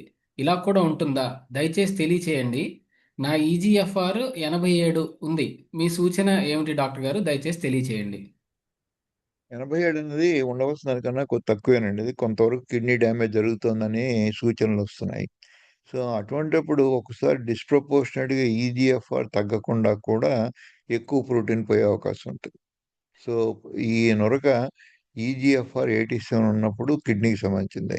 ఒకవేళ ఈ ఈజీఎఫ్ గనక 90, 100 కన్నా ఎక్కువుండి, యూరియా, క్రియాటిన్‌లో పెద్ద మార్పులు లేకపోకుండా, యూరిన్‌లో గనక మూత్రంలో ఇవి నురగ వస్తుంటే వేరే కారణాలుంటాయి. ముఖ్యంగా స్పెర్మ్ లీకేజీ, అట్లాగే మనం ఎంత డిస్టెన్స్‌లో ఈ కమోడ్‌లో పోస్తున్నాము. ఒక్కోసారి ఈ ఫిజికల్ బ్యారియర్స్ కూడా అవి దాన్ని బట్టి కూడా నురగ రావడం. తర్వాత ఆహ్, ఉన్న కమోడ్‌ని ఏ డిటర్జెంట్స్‌తో వాళ్ళు కడిగారు. ఇవన్నీ కూడా చాలా సార్లు ఈ సోపులు ఇవన్నీ వాడినప్పుడు ఈ ఆహ్, మో కమోడ్‌ని క్లీన్ చేయడానికి వాడే కూడా నురగలను తెప్పిస్తాయి. మనం వెంటనే కడిగినప్పుడు దాంట్లో డెటాల్ ఇవన్నీ వేసినప్పుడు మీరు చూసే ఉంటారు. ఈ హార్పిక్ ఇవన్నీను. వాటి వల్ల కూడా కొంత రసాయనాలు మిగిలిపోతే మనం ఈ యూరిన్ గనక ఎక్కువ దూరం నుంచి ఎక్కువ ప్రెషర్‌తో వచ్చినప్పుడు నురగలొస్తాయి.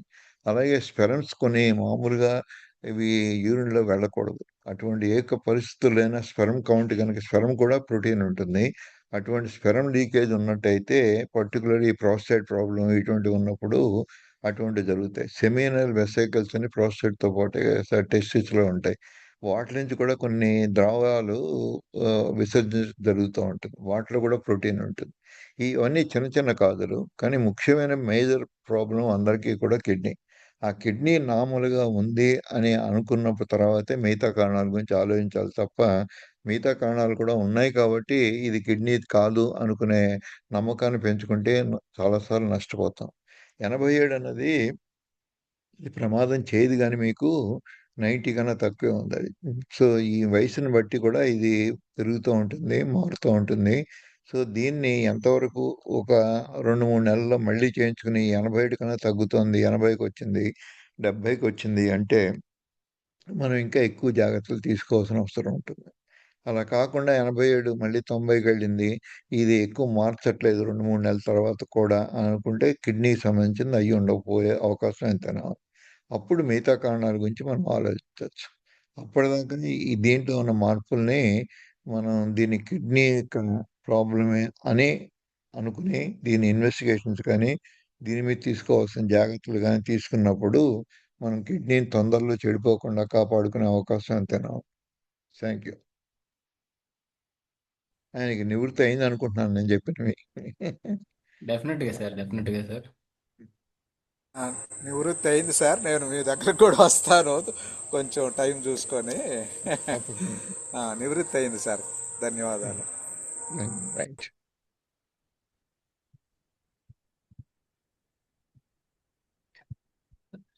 Thank you sir.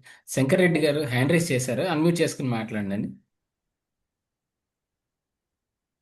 Okay sir, నమస్తే అండి. చెప్పండి. నమస్తే సార్. సార్ చెప్పండి, ఐబిడికి సంబంధించిన ప్రశ్న అడగచ్చా సార్? ఐబిడి సంబంధించింది అడగండి. కానీ మనం మామూలుగా మనం ఇచ్చిన ఇన్స్ట్రక్షన్స్ ప్రకారం లేదు కాదు. కానీ మీరు నివృత్తి చేసుకోవాలనుకుంటే ఆ సమయం ఉంది కాబట్టి మిగతా వాళ్ళు ఎవరు అడగలేదు కాబట్టి అడగండి.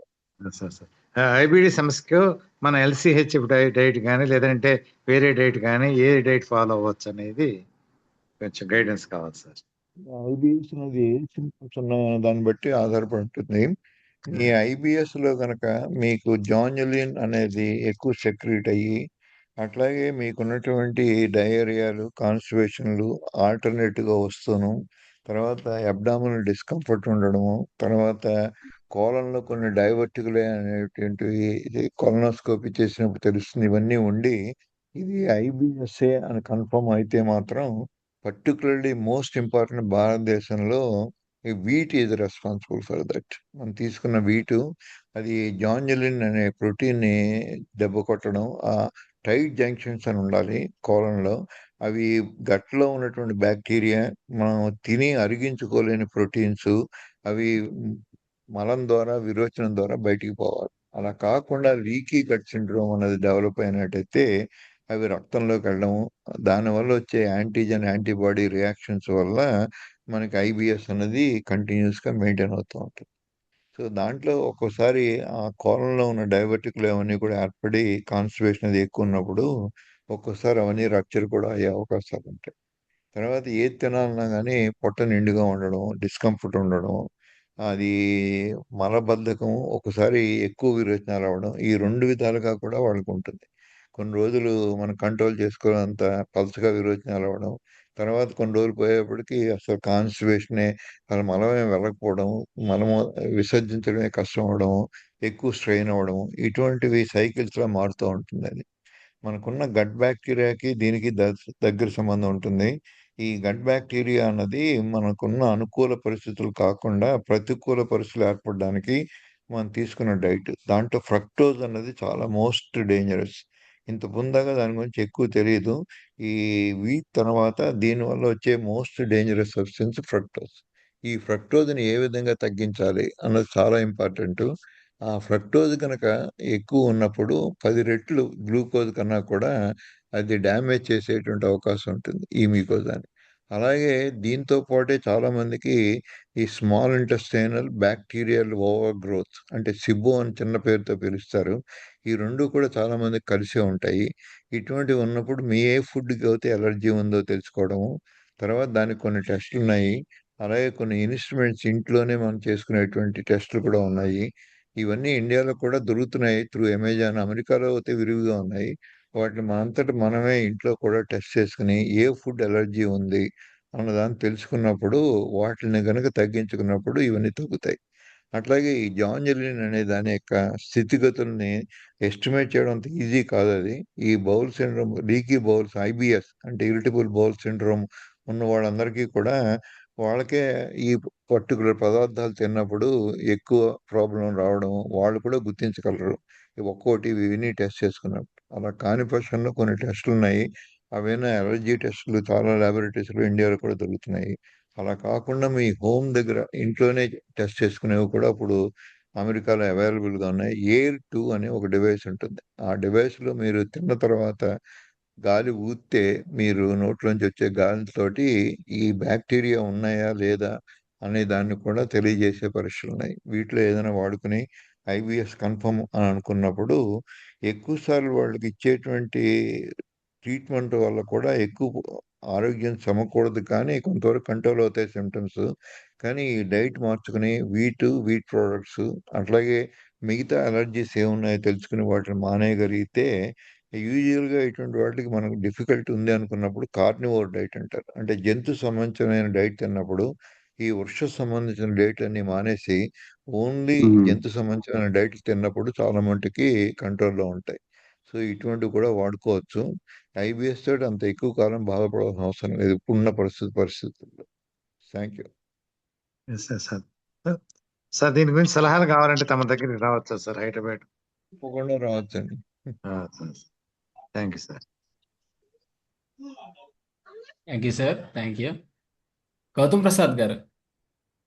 సార్ యాక్చువల్లీ కిడ్నీ సర్జరీ జరిగిన తర్వాత ఆ పేషెంట్స్ జనరల్ గా తీసుకోవాల్సిన జాగ్రత్తలు ఏంటి సార్? యాక్చువల్ గా అయితే ఈ కిడ్నీ సర్జరీ జరిగిన తర్వాత కామన్ గా కొన్ని మిత్స్, అంటే మిత్సా కాదో తెలియదు సార్, ఈ పాలకూర తినకూడదు, టమాటా తినకూడదు, పాలు తాగకూడదు. అంటే ఆ, నేను విన్న దాని ప్రకారం అయితే ఈ కిడ్నీ స్టోన్ ని ఖచ్చితంగా అనాలిసిస్ చేసుకోవాలి అనేది విన్నాను సార్. దాని గురించి అంత క్లారిటీగా తెలియదు సార్. దాని గురించి కొంచెం వివరణ కోరుతున్నాను సార్. కిడ్నీలో ఉండే స్టోన్స్ ముఖ్యంగా oxalate stones, uric acid stones అని వస్తాయి. వీటిలో ఆక్సలేట్ స్టోన్స్ 70 to 80% కావు. అటువంటి వాళ్ళకి చాలాసార్లు చాలామంది కేర్ఫుల్గా వాటిని టెస్టులు చేయడం, అనలైజ్ చేయడం చాలామంది చెయ్యరు. కానీ చేయడం అవసరం. అది ఆక్సలేట్ స్టోనా, యూరిక్ యాసిడ్ స్టోనా? ఆక్సలేట్ స్టోన్ అయినట్టయితే ఈ పాలకూర ఇటువంటి కొన్ని మానేయవలసిన అవసరం ఉంటుంది. దాంట్లో జాంతి ఆక్సలేట్స్ అవి ఎక్కువ ఉంటాయి వాటిలో. సో మనం తీసుకున్న క్రూసిఫెరస్ వెజిటబుల్స్, అలాగే క్యాబేజీ, వంకాయ, బెండకాయ, కొన్ని క్రూసిఫెరస్ అంటే షేడ్లో బతికేటువంటి కొన్ని మొక్కలు, వాటిలో ఈ ఆక్సలేట్స్ ఎక్కువ ఉంటాయి. దాంట్లో ఎక్కువ ఉన్నది ముఖ్యంగా ఈ పాలకూర ఇటువంటి. సో అందుకోసమే మా అందరికీ వీలు పడేది, అందరికీ ఎక్కువ తింటే మంచిది కాదు అన్న అపోహ రావడానికి పాలకూరలో ఉన్న ఆక్సలేట్స్. ఈ ఆక్సలేట్స్, కాల్షియం రెండు కలిస్తే తప్ప అవి మన స్టోన్స్గా కిడ్నీలో ఫామ్ కావు. సో కిడ్నీలో ఈ ఆక్సలేట్స్ ఒకటి పెరగడమే కాకుండా కాల్షియం మెటబాలిజంలో కూడా కొన్ని అవకతవకలు ఉంటే తప్ప, వాడు ముఖ్యంగా వైటమిన్ డి ఎలా ఉంది, D3 అనేది ఎలా ఉంది, దాంతోపాటు K2 ఎలా ఉంది, ఇవన్నీ కూడా మనం ఎస్టిమేట్ చేసుకుని అవి సమపాళ్లలో ఉన్నాయా లేదా అని తెలుసుకుంటే తప్ప ఈ కిడ్నీ స్టోన్ గురించి పూర్తిగా మనకు అర్థం కాదు. ఒకసారి కిడ్నీ స్టోన్ బయటికి పోయినంత మాత్రాన మనకేం గ్యారంటీ ఉండదు మళ్ళీ రెండోసారి ఫామ్ కాదు అనుకుంది. ఎందుకంటే ఏ కండిషన్స్ వల్ల అయితే కిడ్నీ స్టోన్ ఫామ్ అయిందో వాటి గురించి ఆలోచించి వాటి గురించి నివారణ చేయని పక్షంలో మాటిమాటికి 6 నెలలకు ఒకసారి కిడ్నీ స్టోన్ పోతూ ఉంటుంది. ఒక్కోసారి మనకి నొప్పి కూడా రాకుండా ఆ కిడ్నీ అంతా కూడా డ్యామేజ్ అయ్యి కిడ్నీ కూడా తీసేయవలసిన అవసరం వస్తుంది. సో అదేదో నొప్పి రాలేదు బాగానే ఉందని అనుకోకుండా ఈ కిడ్నీలో స్టోన్స్ ఒకసారి ఏర్పడ్డాయి అంటే వాళ్ళు ప్రొఫిలాక్టిక్‌గానే, అంటే జబ్బు రాకుండానే 6 నెలలకు ఒకసారి కనీసం వాళ్ళు ఈ అల్ట్రాసౌండ్, దానివల్ల ఎక్కువ డ్యామేజ్ జరగదు. కొద్దిగా డబ్బులు ఖర్చవుతాయి. అవన్నీ టెస్ట్ చేసుకోవాల్సిన అవసరం ఎంతైనా ఉంటుంది. ఎందుకంటే ఎప్పుడొస్తుందో మనకు తెలీదు. అది ఒక్కోసారి కిడ్నీ ఏమీ తెలియకుండా హైడ్రోనెఫ్రోసిస్ అని ఇటువంటి కారణాలు కూడా కలగజేసి కిడ్నీని డ్యామేజ్ చేసే అవకాశం ఉంటుంది. అందుకోసమని ఒకసారి అయింది అంటే మాత్రం ఈ పాలకూర లాంటివి మానేసి దాంతో పాటు ఉన్న కాల్షియం మెటబాలిజం కరెక్ట్ చేసుకోవాల్సిన అవసరం ఎంతైనా ఉంది. కానీ అందరూ ముందే భయపడి పాలకూర ఒకటే కాదు ఇంకా చాలా ఆహార పదార్థాల్లో ఈవెన్ మిల్క్ పౌడర్స్‌లో కూడా మనకి ఈ కాల్షియము వాటిలో యొక్క అబ్నార్మాలిటీ వల్ల కూడా తీసుకున్న కొద్దిపాటి ఆక్సలేట్స్ అయినా గానీ అవన్నీ క్రిస్టల్స్‌గా ఫార్మ్ అయ్యి యూరిన్‌లో పడే అవకాశం ఉంటుంది. అలాగే యూరినరీ ట్రాక్ట్‌లో ఉన్న ఇన్ఫెక్షన్స్, యూరినరీ ట్రాక్ట్‌లో ఉన్న అబ్నార్మాలిటీస్, ఆ యూరినరీ బ్లాడర్‌లో ఉన్నటువంటి ప్రెషరు, ఇవన్నీ కూడా ఈ స్టోన్స్ ఫార్మ్ అవ్వడానికి చిన్న చిన్న కారణాలు అవ్వచ్చు ఇవి. కానీ ఇవి కూడా ముఖ్యంగా ఉంటాయి. అందుకోసమని ఏదో పాలకూర ఒకటి మానేస్తే మనకి కిడ్నీలో స్టోన్స్ తగ్గిపోతాయి అనుకునే నమ్మకాన్ని అంత పెట్టుకోకూడదు. కానీ వీటన్నిటికీ కూడా మనం చేస్తున్నటువంటి ఈ బయోకెమికల్ టెస్టులు ఈ once in at least 6 months to 1 year, అలాగే ఈ రిస్క్ ఎక్కువ ఉన్నవాళ్ళు 3 months కైనా ఒకసారి చేయించుకున్నప్పుడు వీటిలోంచి వచ్చేటువంటి ఈ నష్టాల్ని మనం ముందుగానే పసిగట్టి వాటిని అలా రాకుండా కూడా మనం దీన్ని నియంత్రించుకోవచ్చు. అన్నిటికన్నా ముఖ్యం ఏందంటే ఇన్సులిన్ రెసిస్టెన్స్‌కి, ఈ కాల్షియంలో ఉన్న మెటబాలిజానికి, అట్లాగే పాలకూర లాంటివి ఉన్నటువంటి ఆక్సిలేట్ మెటబాలిజానికి కూడా ఇన్సులిన్ ఎంత దెబ్బతింటే అంత అవకాశాలు వీటిలో ఉన్న అబ్నార్మాలిటీస్ వచ్చే అవకాశం ఉంది. ఒకప్పుడు దీని గురించి అంత పూర్తిగా అవగాహన లేనప్పుడు మనం ఓన్లీ పాలకూర మీదే కాన్సంట్రేట్ చేసాం. కానీ ఈ రోజున ఇన్సులిన్ మీద కాన్సంట్రేట్ చేసి ఇన్సులిన్‌ని గనక కరెక్ట్ చేసుకున్నట్టయితే కిడ్నీ స్టోన్స్ వచ్చినా రాకపోయినా ఇటువంటి వచ్చే అవకాశాన్ని చాలా మటుకు తగ్గించుకోవచ్చు. ఈ ఇన్సులిన్ అనే హార్మోన్ వీటిని కూడా ప్రభావితం చేస్తుంది. అలాగే గాల్ బ్లాడర్‌లో ఉన్న స్టోన్స్‌కి వాటిలకి కూడా ఈ ఇన్సులిన్ యొక్క మనం తీసుకున్న ఫ్యాట్ కంటెంట్‌కి గాల్ బ్లాడర్ చేసే పని విధానానికి మనకున్న ఇన్సులిన్కి చాలా అవినాభావ సంబంధాలు ఉన్నాయి. అందుకోసమని ఏ జబ్బులు వచ్చినా ఈ 24 రకాల జబ్బుల్లో మనం ఇన్సులిన్ కనుక కరెక్ట్ చేసుకున్నట్టయితే ఇంటర్నల్ మెటబాలిజం చాలా మటుకు కరెక్ట్ అయ్యి ఈ జబ్బులు రాకుండా కూడా ఉండే అవకాశం ఉంటుంది. సో కిడ్నీ స్టోన్స్ తీసుకోవడమే కాకుండా ఇన్సులిన్ కూడా కరెక్ట్ చేసుకోవాలి. అలాగే గాల్ బ్లాడర్లో స్టోన్స్ వస్తే ఆ ఇన్సులిన్లో ఉన్న అవకతవకలు మనం కనెక్ట్ చేయకుండా మీరు ఆపరేషన్ చేయించుకున్నా కానీ దానికి సొల్యూషన్ రాదు. Thank you. Thank you so much sir. Thank you sir. వీళ్ళెవరు ఇలా creatinine serum value reference value కంటే తక్కువ ఉంటే ఇండికేషన్ ఏమిటి సార్ అంటున్నారు. తక్కువ ఉంటే మంచిదే. మీ ఎఫిషియన్సీ ఆఫ్ ఈ మజిల్స్ ప్రోటీన్ ఈ మెటబాలిజం ఎఫిషియెంట్గా ఉందని. అది చాలా కాలం ఎక్కువ మందికి ఉండదు అలాగా. చిన్న వయసులో చిన్న పిల్లల్లో ఎదిగే పిల్లల్లో మనం ఎక్కువసార్లు చూస్తాం క్రియాటిన్ మామూలు కంటే కూడా తక్కువ ఉండడం. రెండోది ఏంటంటే చాలామంది అసలు ప్రోటీన్ కంటెంటే సఫిషియెంట్ తీసుకున్నప్పుడు ఎండ్ ప్రోడక్ట్ ఆ ప్రోటీన్ మెటబాలిజంలో క్రియాటిన్ ఒకటి. సో అది మనకు సఫిషియెంట్గా ప్రోటీన్స్ తీసుకుంటున్నామా లేదా, ఈ మాల్న్యూట్రిషన్కి దారి తీస్తుందా లేదా అన్న దానికి ఒక ఇండికేషన్ అది. చాలామంది ఇండియాలో డెవలప్ అయ్యేటువంటి ఈ అభివృద్ధి చేసిన దేశాల్లో ఈ క్రియాటిన్ తక్కువ ఉంది అంటే వాళ్ళందరికీ సఫిషియెంట్ ప్రోటీన్స్ తీసుకోవట్లేదు అన్నదానికి ఒక ఇండికేషన్. అలా కాకుండా వాడు సఫిషియెంట్ ప్రోటీన్స్ తీసుకున్నప్పుడు ఆ ప్రోటీన్స్ వల్ల ఏమీ లోపం లేదనుకున్నప్పుడు దాన్ని మంచి శకునంగానే చూడాలి దాన్ని. అది పెరిగేదాకా దాని గురించి అంత ఎక్కువ వర్రీ అవ్వక్కర్లేదు. అది ఉన్నది ఒకటే అబ్నార్మాలిటీ కాదు. కానీ దాంతో పాటు తీసుకున్న ఆల్బమిన్, గ్లోబులిన్ ఆ రేషియోలు తేడా ఉండి మీకున్న ప్రోటీన్ కంటెంట్ సఫిషియెంట్‌గా లేదు అన్నదానికి ఒక ఇండికేషను ఈ క్రియాటినిన్ వాల్యూస్ తక్కువగా ఉండడం. అప్పుడు మనం తీసుకున్న ప్రోటీను సరిపడా ఉందా లేదా, మిగతా పారామీటర్స్‌తో కూడా చూసుకొని ఈ లివర్ ఫంక్షన్స్, కిడ్నీ ఫంక్షన్స్ ఇవన్నీ నార్మల్‌గా ఉన్నప్పుడు ఆ క్రియాటిన్ ఒక్కటే తక్కువుంటే అంత ప్రమాదం కాదు. అలా కాకుండా మీ ఆల్బుమిన్ తేడా ఉండి, గ్లోబులిన్ తేడా ఉండి, లివర్ ఫంక్షన్స్ తేడా ఉండి, అలాగే కిడ్నీలో ఉన్న మిగతా ఫంక్షన్స్ తేడా ఉండి, మీకు సార్కోపీనియా లాంటిది మజిల్ డెవలప్ కాకుండా మజిల్ డెవలప్ కాకుండా ఉన్న పరిస్థితులు ఉంటే మనం అప్పుడు వాటిని వేరే విధంగా దాన్ని ఇంటర్ప్రిట్ చేస్తాం. అది కంటెస్ట్‌ని బట్టి ఎక్కువ ఉంటుంది. ఒక్క క్రియాటినిన్ వాల్యూ ఒక్కటే చూస్తే మనకి తప్పుడు అభిప్రాయాలు వచ్చే అవకాశం ఎంతైనా ఉంటుంది. Thank you. Thank you sir.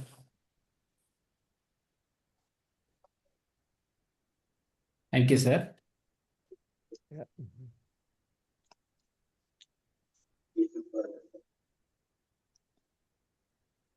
Chennai గారు అడుగుతారండి ప్రశ్న?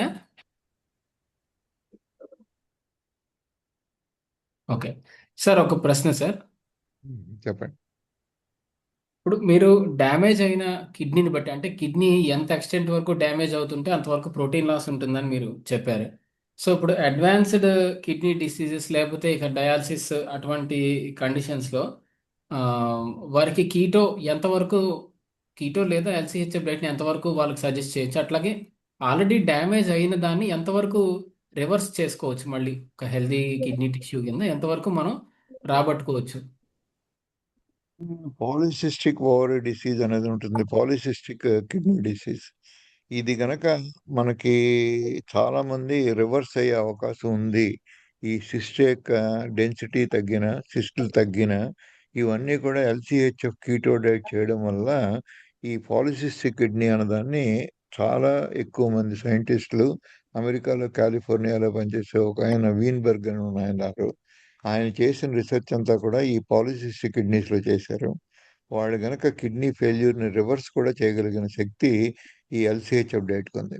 అలాగే ఒకవేళ మిగతా కారణాలతో డయాబెటీస్ తోటి హైపర్ టెన్షన్ తోటి ప్రోటీన్ లాస్ ఎక్కువ ఉన్నప్పుడు అది మిగతా శరీరం మీద దుష్ఫలితాలు చూపిస్తున్నప్పుడు ఇంకా దాన్ని కాంపెన్సేట్ చేసే అంత ప్రోటీన్ తీసుకుంటే తప్ప వాళ్ళకి మిగతా వచ్చే కాంప్లికేషన్ తగ్గవు. చాలామందికి కాళ్ళు వాయడం కిడ్నీ వల్లే ఒకటే కారణం కాకుండా ఈ కిడ్నీలో ఎక్కువ డ్యామేజ్ అయినప్పుడు ఎక్కువ ప్రోటీన్స్ పోతాయి. దానికి తోడు కిడ్నీ వల్ల కిడ్నీ జబ్బులకి ప్రోటీన్ తీసుకోవడం వల్ల జబ్బులు వస్తాయన్న నమ్మకంతోటి చాలామంది ప్రోటీన్స్ తగ్గిస్తారు. అలా తగ్గించినప్పుడు ఈ ప్రోటీన్ డెఫిషియన్సీ వల్ల వచ్చే నష్టాల వల్ల ఇంకా ఎప్పుడో 2 ఏళ్లకో 3 ఏళ్లకో పోయేవాళ్ళు 6 నెలల్లో పోతారు. సో కిడ్నీ జబ్బు వచ్చింది కాబట్టి మేము ప్రోటీన్స్ తగ్గిస్తున్నాము అన్న వాదన, అది ఆ ఉన్న స్టేజ్ని బట్టి వాళ్ళు ఏ కండిషన్లో ఉన్నారు అని తెలుసుకున్నప్పుడు మాత్రమే నెఫ్రాలజిస్ట్ మాత్రం ఎవరో ఆ,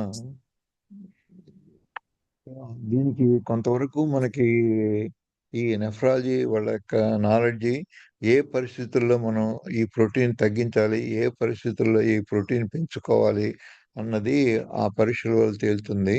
ఇవి రీనల్ ఫెయిల్యూర్ వచ్చిన తర్వాత ఈ ప్రోటీన్ లాస్ ఎక్కువ ఉన్నట్టయితే ఆ ప్రోటీన్ కాంపన్సేట్ చేయని పక్షంలో మనకి ఇంకా ఎక్కువ ప్రాబ్లమ్స్ కాంపౌండ్ అవుతాయి. సో అందుకోసమని ఆ ఉన్న పరిస్థితి ఎంత, మనకు ఉన్నటువంటి లీక్ ఎంత అవుతుంది, దాన్ని ఏ విధంగా కాంపన్సేట్ చేస్తున్నాము అన్నది చాలా ఇంపార్టెంట్. అందరికీ యూనిఫామ్‌గా ఇది ఇంత ప్రోటీన్ తినాలి, ఇంత తినకూడదు అని చెప్పే పరిస్థితిలో ఈ ప్రస్తుత పరిస్థితిలో కిడ్నీ జబ్బు వచ్చిన తర్వాత అంత ఈజీ కాదు చెప్పడం.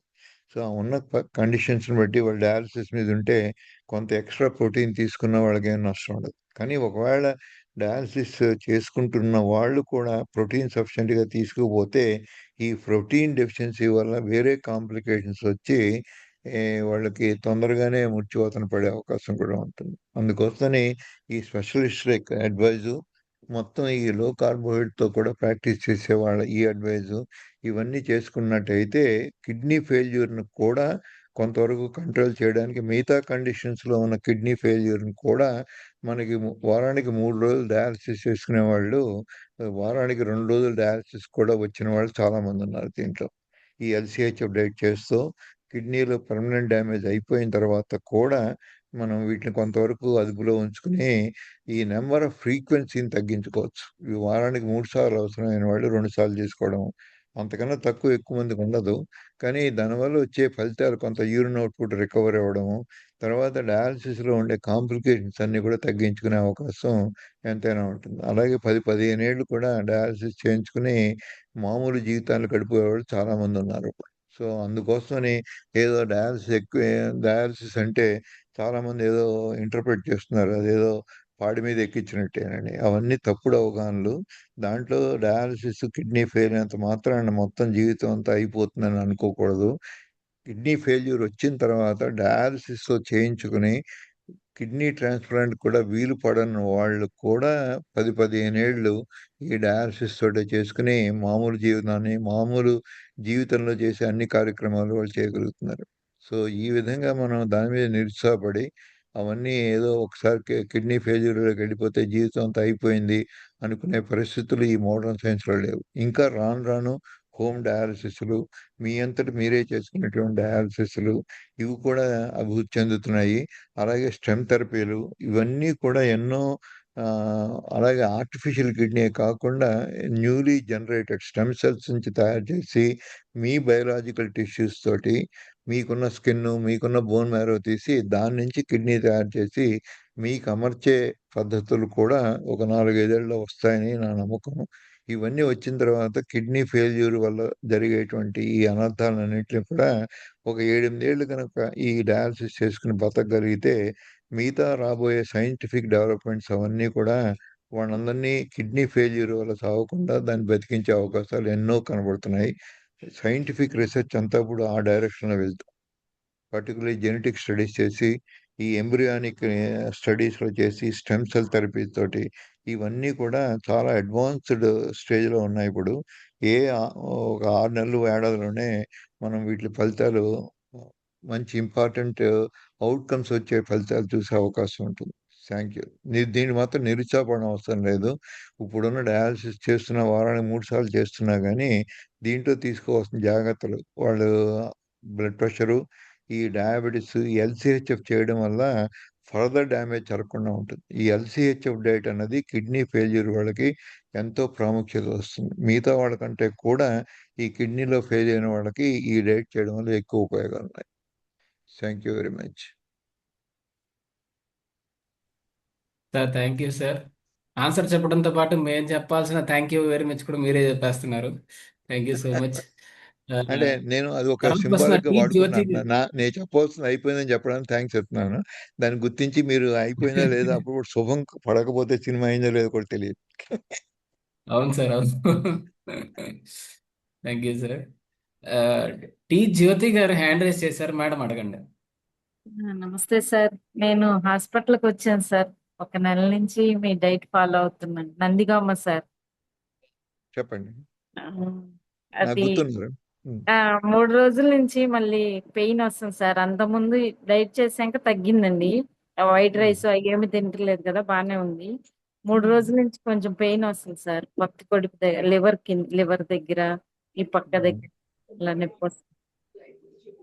అంటే ఇవి చాలా ఎలక్ట్రోలైట్ ఇంబ్యాలెన్స్ ఉన్నాయి. ఈ వాతావరణంలో ఉన్న మార్పులకి అనుగుణంగా మనం వీటిని కరెక్ట్ చేసుకోకపోతే ఒక్కోసారి ఈ ఎండలు ఎక్కువ ఉన్నాయి, తర్వాత యూరిన్ ఎంత కాన్సన్ట్రేట్తో వెళ్తుందో తెలియదు, సోడియము, మెగ్నీషియము, ఇటువంటి ఎలక్ట్రోలైట్స్ కొన్ని దెబ్బలు తిన్నప్పుడు కూడా కొన్ని కొన్ని సిమ్టమ్స్ వేగ్గాను కొన్ని కొన్ని ప్రత్యేకంగాను వచ్చే అవకాశాలు బ్యాక్ ఉన్నాయి. కూడా నొప్పి వస్తుంది సార్. అదే నాకు గాల్ బ్లాడర్ తీసేశారు సార్.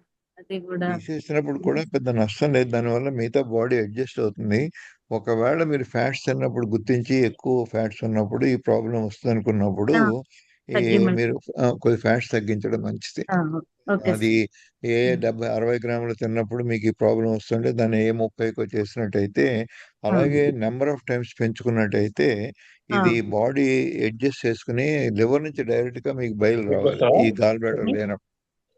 ఆ విధంగా మీరు రీఅడ్జస్ట్ చేసుకోవచ్చు దీన్ని. ఏ, ఎప్పుడైనా అవసరం వస్తే ఒకసారి రండి వీలుంటే. ఏ విధంగా దాన్ని రీఅడ్జస్ట్ చేసుకోవడం ఉంది ఇంపార్టెంట్.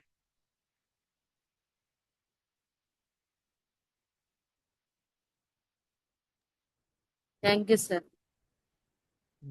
ఇది వీళ్ళెవరో సార్ తర్వాతి అడుగుతున్నారండి ఇక్కడ. ప్రశ్న ఉమ్. అదే sir, non veg foods kidney health దృష్ట్యా ఫ్రెండ్లీ అండ్ నాన్ ఫ్రెండ్లీ, అంటే బహుశా హెల్దీ అండ్ అన్హెల్దీ అని కూడా అడుగుదాం అనుకున్నారు అయ్యో సార్. డెఫినెట్లీ అది సో కూడా నాన్ వెజ్ ఫ్రెండ్లీ ఫుడ్స్ అన్నీ కూడా నాన్ వెజిటేరియన్ లో ఉన్నవన్నీ చెప్పండి. కూడా ఫ్రెష్ గా ఉన్నంత వరకు మీకు ఏవి కూడా కిడ్నీని డ్యామేజ్ చేసేవి లేవండి. దీనికి తార్కాణం ఏంటంటే 2.5 మిలియన్ ఇయర్స్, ఒక్క 10,000 ఇయర్స్ తగ్గించి తప్ప వృక్ష సంబంధమైన పదార్థాలు ఏవి తిని మనుషులు ఎవరు మనుగడ చేయలేదు. అంటే 2.5 మిలియన్ ఇయర్స్లో మనకు అర్థమైంది ఏంటంటే నాన్ వెజిటేరియన్ తిని వాటిని వేట జంతువులను చంపుకొని ఫ్రెష్ మీట్ తిన్నంత కాలం మనకి ఏ ప్రాబ్లమ్స్ లేవు. కానీ రెడ్ మీట్ లాంటివి కొన్ని అమెరికాలో టెక్నాలజీ డెవలప్ అయిన తర్వాత ఈ ప్రాసెస్డ్ మీట్ దాంట్లో నైట్రోజమిన్స్ అనే వాటిని యాడ్ చేసి ప్రిజర్వేటివ్గా చేసిన మీట్ వాడిన వాటిలో కొంతవరకు కొన్ని అనారోగ్య పరిస్థితులు ఏర్పడుతున్నాయి. ఇప్పుడు కూడా మీరు ఫ్రెష్ మీటు దాంట్లో ఏ ప్రాసెస్ కానీ మీట్ తిన్నట్టయితే మీరు తినవలసినటువంటి మన సంస్కృతి, మనకున్న అలవాట్లు, దాన్ని బట్టి మీరు ఇంతకుముందు ఏవి తింటున్నారో అవన్నీ తినచ్చు. కానీ ముఖ్యంగా దీంట్లో వెజిటేరియన్ డైట్లో వచ్చేటువంటి నష్టాలు ఏవి కూడా particularly auto immune diseases like irritable bowel syndrome, వీటిలో ఎంత నాన్ వెజిటేరియన్ తినగలిగితే అంత తొందరగా మీకు తగ్గే అవకాశాలు ఉంటాయి. ఒక లోపం ఏంటంటే నాన్ వెజిటేరియన్ డైట్ తినడం వల్ల కొంతవరకు ఫైబర్ అనేది సఫిషియెంట్గా ఉండదు. దానివల్ల మీ గట్లో ఉన్న బ్యాక్టీరియా దానికి అలవాటు పడేదాకా కొంతవరకు ఫైబర్ సప్లిమెంట్ చేయవలసిన అవసరం ఉంటుంది. మామూలుగా వెజిటేరియన్ డైట్ తీసుకునే వాళ్ళలో ఎక్కువ ఫైబర్ ఉంటుంది, వాళ్ళకి ఏం సప్లిమెంట్స్ అవసరం ఉండదు. కానీ కాన్స్టిపేషన్ లాంటివి ఉన్నట్టయితే నాన్ వెజిటేరియన్ తింటున్నప్పుడు తాత్కాలికంగా వాటిని ఆ ప్రాబ్లమ్ని సర్కంవెంట్ చేయడానికి మనం ఫైబర్ తిన్నట్టయితే ఆ ప్రాబ్లం కూడా లేకుండా ఉంటుంది. ఈ రెండింటినీ కొద్దిగా వీటి మీద అర్థం చేసుకునేటువంటి డాక్టర్ల సలహా తీసుకుంటే ఇవి పెద్ద ప్రాబ్లం కాదు మీకు. అలాగే ఈ నాన్ వెజిటేరియన్ తింటున్నాం కాబట్టి మనం ఏవో సప్లిమెంట్స్ తినాలి, ఫ్రూట్స్ మానేసాం కాబట్టి సప్లిమెంట్స్ తినాలి, ఈ ఆకుకూరలు కాయగూరలు తింటలేదు కాబట్టి సప్లిమెంట్స్ తినాలి, ఇటువంటివన్నీ తప్పుడు అవగాహనలు. అవన్నీ కూడా వాటికి ఏమీ బేసిస్ లేదు. నాన్ వెజిటేరియన్ లివర్ తిన్న వాళ్ళకి దాంట్లో ఉన్నటువంటి వైటమిన్స్ కానీ ఈ యాంటీ ఆక్సిడెంట్స్ కానీ ఈ ఫ్రూట్స్లో తిన్నదానికన్నా కూడా ఎక్కువ వస్తుంది. అందుకోసమని అటువంటి అనుమానాలు అపోహలు పెట్టుకోకుండా నాన్ వెజిటేరియనే మీకు ఇష్టం అవుతే దాన్నే కూడా కార్నివోర్ డైట్ అంటారు, దాన్ని ఎంత కంటిన్యూ చేసినా మీకేం ప్రమాదం. పర్టికులర్లీ ఆటో ఇమ్యూన్ డిసీజ్ వాళ్ళందరికీ కూడా ఈజీగా దేనికి ఎలర్జీ వస్తుందో తెలియనప్పుడు ఈ మనకున్న అందుబాటులో ఉన్నటువంటి ఈ వెజిటేరియన్ డైట్ నాన్ వెజిటేరియన్తో మన జీవితాన్ని మామూలుగా గడపగలం అనుకున్న వాళ్ళందరికీ వేరే టెస్టులు కూడా లేకుండా ఈ పూర్తి non vegetarian eggs, chicken, mutton, prawns, fish ఇటువంటి ఉన్న మన చుట్టుపక్కల ఉన్నటువంటి ఆహార పదార్థాలు సరిపోతాయి. ఆ విధంగా మనం వీటిని రీఅడ్జస్ట్ చేసుకుని ఏమైనా అవసరం వస్తే మాలాంటి వారి సహాయం కూడా తీసుకోవచ్చు. మీరు తీసుకున్నప్పుడు మీకు ఇంకా మోర్ ఎడ్యుకేటివ్గా మీకున్న స్పెసిఫిక్ ప్రాబ్లంకి ఏ విధంగా అడ్రస్ చేసి దాన్ని మనం రిజాల్వ్ చేసుకోవచ్చు అన్నదానికి కొంతవరకు మేము సహాయపడగలమని మా నమ్మకం. Thank you.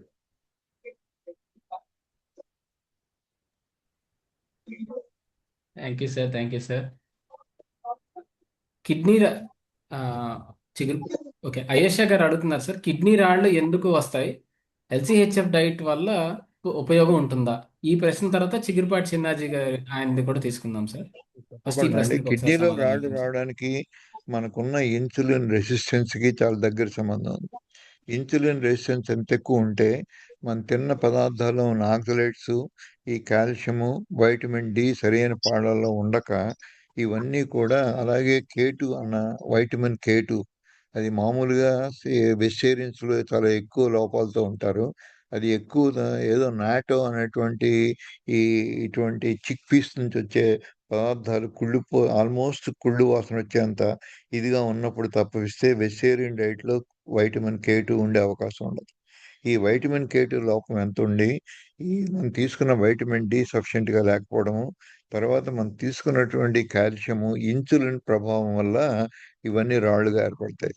అందుకోసమని ఎప్పుడైతే ఇన్సులిన్ రోలు ఈ కిడ్నీలో రాళ్ళకి ఉన్న సంబంధం ఉన్నప్పుడు ఈ ఎల్సిహెచ్ఎఫ్ డైట్ చేయడం వల్ల, మనం ఇన్సులిన్ కరెక్ట్ చేయడం వల్ల ఈ కిడ్నీలో రాళ్ళు అనేవి రాకుండా కూడా మనం ప్రయత్నించవచ్చు.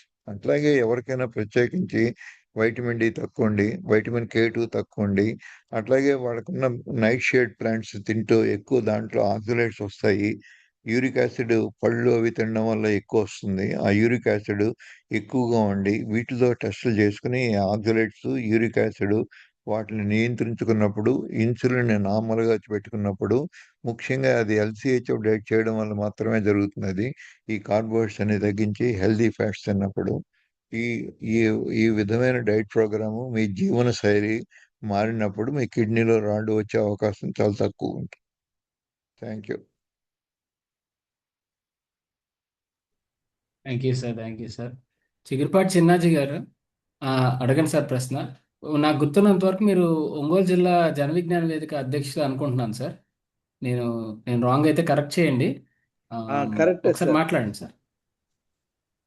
సార్ నమస్తే అండి. నేను ప్రకాశం జిల్లా జన విజ్ఞాన ప్రకాశం వేదిక జిల్లా. అధ్యక్షుడు. అవును సార్, అవును సార్.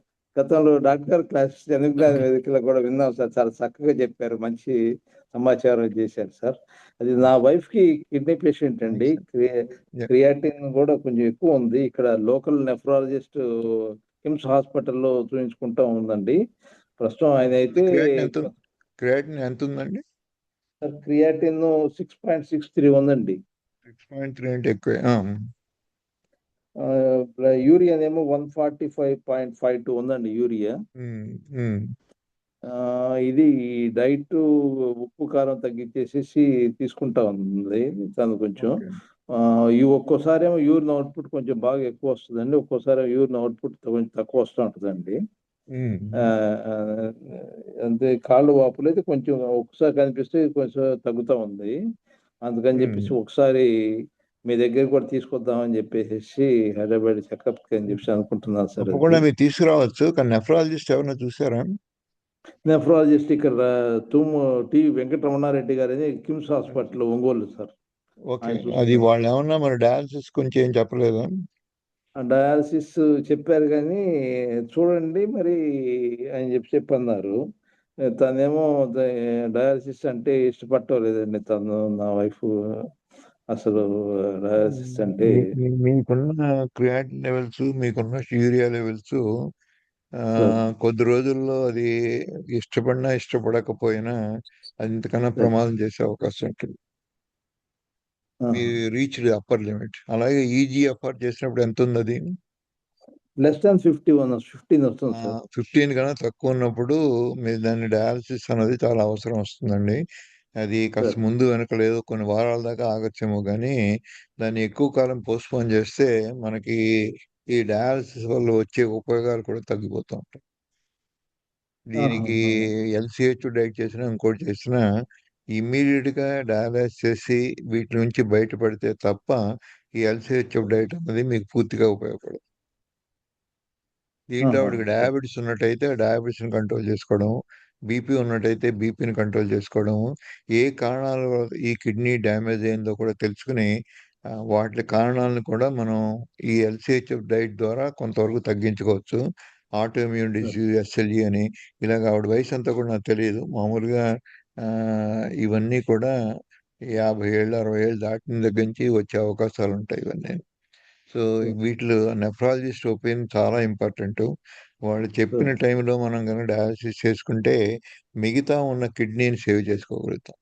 సో ఆ విధంగా డయాలసిస్ చేసుకున్న తర్వాత ఇది ఎవరికి ఇష్టంతో డయాలసిస్ ఎవరు చేసుకో ఎవరికి ఆనందం కాదు డయాలసిస్ చేసుకోవడం కానీ ఆపరేషన్ చేసుకోవడం కానీ ఇవన్నీ తప్పని పరిస్థితుల్లోనే చేసుకుంటాం. అందుకోసం ఇష్టం ఉన్నా ఇష్టం లేకపోయినా కొన్ని పనులు చేస్తే ఎక్కువ కాలం బతికే అవకాశం ఉంటుంది. నాకు తెలిసి ఎవరు కూడా జీవితంలో డయాలసిస్ ఇష్టంగా ఎవరు చేసుకోరు. సో అందుకోసమే దాన్ని మనం గుర్తించి మాకు ఇష్టం లేదు, మా వైఫ్కి ఇష్టం లేదు, దాని గురించి అవగాహన లేకపోవడం వల్ల ఆ డయాలసిస్కి వెళ్తే ఎక్కువ తొందరగా చచ్చిపోతామని ఏదో భయంతో తప్ప మానడం తప్ప ఎక్కువ మందికి ఆ డయాలసిస్ చేసుకోవడం వల్ల సుఖమైన జీవితం ఉంటుంది. రాత్రిపూట నిద్ర పడుతుంది, ఒళ్ళు దొడదలు తగ్గుతాయి, ఇవన్నీ తినడానికి ఆకలి పుడుతుంది, రోజు రోజుకి సృష్టించుకోవక్కర్లేదు, కాళ్ళు వాపులన్నీ ఉండక్కర్లేదు, అర్ధరాత్రి పూట నిద్ర లేచి ఆయాసంతో లేవక్కర్లేదు. ఇటువంటివి ఎన్నో అందరికీ అన్నీ రావాలని కాదు, ఇవన్నీ మెల్లిమెల్లిగా వస్తూ ఉంటాయి. సో ఈ విధంగా వీటన్నీ అవాయిడ్ చేయాలంటే మీ నెఫ్రాలజిస్ట్ని వాళ్ళ సలహా వాళ్ళు కనుక ఈ డయాలసిస్ చేయడం వల్ల ఉపయోగం ఉంటుందని వాళ్ళు చెప్తే మాత్రం ఆ dialysis is the best method now. తర్వాత ఆ డయాలసిస్ని చేసుకుంటూ ఈ ఎల్సిహెచ్ఎఫ్ డైట్ చేసినట్టయితే మూల కారణాలని మనం అడ్రస్ చేస్తున్నాం. ఆ ఉన్న తక్కువ ఫంక్షన్ కిడ్నీ ఫంక్షన్ ఇప్పుడు 15 ml దాకా ఉంది అనుకున్నది ఆ 15, 25, 30 చేసుకున్నప్పుడు మనకి ఇంకా ఎక్కువ ఆరోగ్యంగా బతికే అవకాశాలు ఎక్కువ ఉంటాయి. ఆ 15ని 10, 12కి తగ్గించుకుంటే ఆ అవకాశాలు కూడా పోతాయి. సో అందుకోసమే కిడ్నీ దాకా మనం ఇష్టం ఉన్నా లేకపోయినా మనకి ఆరోగ్యం మీద అవసరం, ఇంకా ఎక్కువ కాలం మామూలుగా బతకాలి అనుకుంటే ప్రాబ్లమ్స్ లేకుండా డయాలసిస్ అన్నది 15 తగ్గితే మాత్రం చేసుకోవడం మంచిది. Thank you sir. Thank you. Thank you so much sir. ఇంకా 5 minutes 6 minutes ఉందండి. ప్రశ్నలు అడగాలనుకున్న వాళ్ళు స్పీడ్గా అడగాలండి. 6 minutes మాత్రమే ఉంది.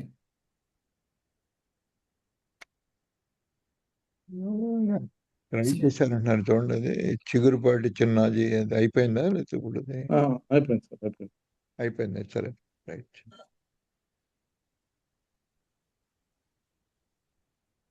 సార్ డయాబెటిక్ పేషెంట్స్లో ఒకళ్ళు అడుగుతున్నారు సార్, రమ అని అడుగుతున్నారు సార్, రమాదేవి గారు అంట. సో డయాబెటిక్ పేషెంట్ ఉన్నారంట సార్, వాళ్ళ ఇంట్లో కిడ్నీ ఎఫెక్ట్ అవుతుందని వాళ్ళు జనరల్గా చదివారంట. సో ఎలాగో కాంప్లికేషన్, డయాబెటిక్ కిడ్నీ కాంప్లికేషన్ అది భవిష్యత్తులో వచ్చే అవకాశాలు ఎక్కువగా ఉన్నాయి కాబట్టి ఇప్పటి నుంచే కీటో డైట్ ఇవి చేయటం వల్ల ఆ ఫర్దర్ కాంప్లికేషన్కి వెళ్ళకుండా ఆపొచ్చా అని అడుగుతున్నారు సార్. కాకుండా ఎల్సిహెచ్ఎఫ్ డైట్ మంచిదండి. అది రాబోయే కాంప్లికేషన్స్ ఆపే శక్తి ఉంటుంది. కిడ్నీ ఎక్కువ డ్యామేజ్ జరగకపోతే, ఆల్రెడీ డ్యామేజ్ చేసి ఉంటే ఆ డ్యామేజ్ని కొంతవరకు తగ్గించే అవకాశం ఉంటుంది, కానీ పూర్తిగా అన్ని కాంప్లికేషన్ తగ్గించే అవకాశం ఉంది. అలాగే డయాబెటీస్ కంట్రోల్ చేసుకున్నట్టయితే మీకు వచ్చేటువంటి I complications, heart complications, kidney complications, నరాల కాంప్లికేషన్స్ కూడా ఈ బ్లడ్ షుగర్ కంట్రోల్ అయినంత వరకు అవన్నీ ప్రోగ్రెస్ అవుతూ ఉంటాయి. సో ఈ బ్లడ్ షుగర్ ఎప్పుడైతే కంట్రోల్లో ఉన్నాయో దానికి ఎల్సిహెచ్ఎఫ్ డైట్ ఎంతో ఉపయోగపడుతుంది. అలాగే మీరు తీసుకునే మందులు ఇన్సులిన్ మీద ఎక్కువ ఆధారపడి మీ డయాబెటీస్ని తగ్గించుకుంటున్నారు అంటే ఈ కాంప్లికేషన్స్ వచ్చే అవకాశం ఎంతో ఉంటుంది.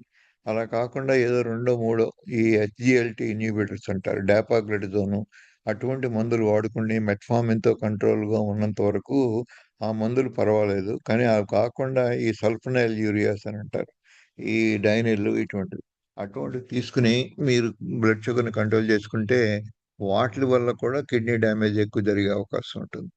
సో మీరు సరైన సలహా తీసుకుని సరైన ఎల్సిహెచ్ఎఫ్ చేసినట్టయితే మనకి రాబోయే ప్రమాదంలో పడకుండా కొంతవరకు మనం పోస్ట్పోన్ చేసుకోవచ్చు. ఆల్రెడీ డ్యామేజ్ అయి ఉంటే ఈ ఈజీఎఫ్ఆర్ అని తెలుసుకుని అది ఏ లెవెల్లో ఉంది, 90 కన్నా ఎక్కువ ఉంటే పర్వాలేదు. అలా కాకుండా 60, 40 ఉందంటే కొద్ది రోజుల్లో ఇంకా పూర్తిగా చెడిపోయే అవకాశం ఉంటుంది. ఈ డైట్ చేసినా కానీ కొంతవరకు డిలే అవుతుంది, కానీ పూర్తి డ్యామేజ్ని తగ్గించలేము. 40, 50కి తగ్గిన తర్వాత ఈజీఎఫ్ఆర్ అంటే 70-80% ఆఫ్ మీ కిడ్నీ డ్యామేజ్ అవుతే తప్ప ఈ ఈజీఎఫ్ఆర్ అన్నది 60-40కి తగ్గదు. 15కి వచ్చిందంటే ఆల్మోస్ట్ 90% ఆఫ్ కిడ్నీ ఇర్రివర్సిబుల్ డ్యామేజ్లో ఉంది అని అర్థం. సో అందుకోసమని ఈ ఈజీఎఫ్ఆర్ అన్నది చాలా ఇంపార్టెంట్. దాంతో పాటు మన అసెస్మెంట్ మిగతా ఉన్న కష్టాలు, మిగతా ఉన్న యూరియా, క్రియాటిన్, వీటన్నిటిని కూడా మనం కలిపి మనం కిడ్నీ యొక్క వ్యాధుల గురించి తెలుసుకోవాలి. థ్యాంక్స్ అండి. Thank you sir, thank you. So 4 minutes ఉంది, ఇక క్వశ్చన్స్ తీసుకోవడం ఆపేస్తున్నాం.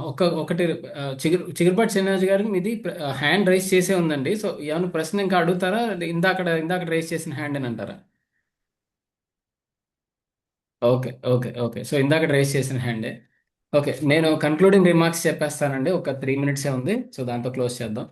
సో ఈ సెషన్ ఎండ్కి వచ్చేసాం. చాలా ధన్యవాదాలు అందరికీ కూడా, చాలా యాక్టివ్గా పార్టిసిపేట్ చేసి ఆ, రకరకాల కోణాల్లో సంధించారు మీ ప్రశ్నల్ని. సో అంతకంటే సమర్థంగా, అంతకంటే ఎక్కువ యాక్టివ్గా, ఉల్లాసంగా పివి సత్యనారాయణ సార్ కూడా అన్ని రకాలుగాను కూడా ఒక కాంప్రిహెన్సివ్గా 360 degreesలో కూడా వాటికి ఆన్సర్ చేశారు. ముఖ్యంగా నాకు ఈ రోజున సెషన్లో సమప్ చేయాలంటే నాకు నచ్చిన విషయం ఏంటంటే, చాలా మనోధైర్యాన్ని నింపారు ఆయన. సో డయాలసిస్లోకి వెళ్ళిన వాళ్ళు సైతం మీరేమీ కంగారు పడాల్సిన అవసరం లేదు, మీరు చాలా హెల్తీ లైఫ్ స్టైల్ లీడ్ చేయొచ్చు అని చెప్తున్నారు డాక్టర్ గారు. ఒక 10-15 సంవత్సరాలు డయాలసిస్ అయిన వాళ్ళు కూడా మీరు చాలా నార్మల్గా యాక్టివ్ లైఫ్ స్టైల్ లీడ్ చేయొచ్చు అంటున్నారు. ఇంకా ఎన్నో స్టెమ్ సెల్ థెరపీ, ఇటువంటి ఆధునిక వైద్య చికిత్స పద్ధతులు కూడా వస్తున్నాయి. అవన్నీ కూడా మనం సర్వీసెస్ తీసుకోవచ్చు అని చెప్తున్నారు. అట్లాగే ఎంత విజ్ఞానాన్ని పంచారు ఈ రోజున మీరు గమనిస్తే. ముఖ్యంగా అందరికీ కూడా 50+, 60+ వాళ్ళలో ఈ మజిల్ వేస్టింగ్ అయిపోతూ ఉంటుంది, పీలగా అయిపోతుంటారు. సో ఈ సార్కోపీనియా అంటే ఏంటి, జస్ట్ బేసిక్స్ ఆయనకున్న నాలెడ్జ్ అంతా ఇక్కడ కుమ్మరించడంలా కాకుండా బేసిక్స్ చెప్పి మీరు మసిల్స్ స్ట్రెంథనింగ్ చేసుకోవాలి, ప్రోటీన్స్ తీసుకోవాలి.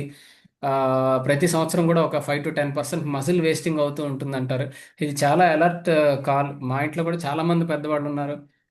వాళ్ళకి నేను ఫోన్ చేసి చెప్తాను ఈరోజు రేపట్లో ఇలా మసిల్ వేస్టింగ్ అవ్వకూడదంటే ఏం చేయాలి, ఏం చేయకూడదు అనేది.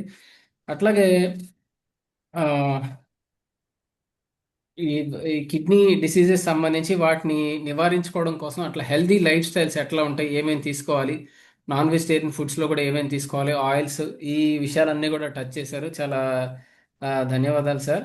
అట్లాగే kidney diseases, advanced kidney diseases ఉన్న వాళ్ళకి సైతం రివర్సిబుల్గా ఎట్లా ఉంటుందో చెప్పారు. ముఖ్యంగా మెయిన్ స్ట్రీమ్ మీడియాలో, మెయిన్ స్ట్రీమ్ డాక్టర్స్లో ఈరోజు మనం చూస్తే మెయిన్ స్ట్రీమ్ చాలా మంది డాక్టర్స్లో, ప్రాక్టీసింగ్ డాక్టర్స్లో కూడా ఎన్నో అపోహలు, ఎన్నో మిత్స్ ఉన్నాయి. సో కీటో డైట్ తీసుకుంటే, ప్రోటీన్ ఎక్కువగా తీసేసుకుంటే కిడ్నీ పాడైపోతుంది, ఇట్లాంటి ఎన్నో మిత్స్ని ఇంతకుముందు చాలాసార్లు ఆయన వాటిని బ్రేక్ చేశారు, మిత్ బస్టర్స్ చేశారు. ఇప్పుడు ఈసారి కూడా మనం అడిగినప్పుడు వాటికి ఆన్సర్ చేశారు.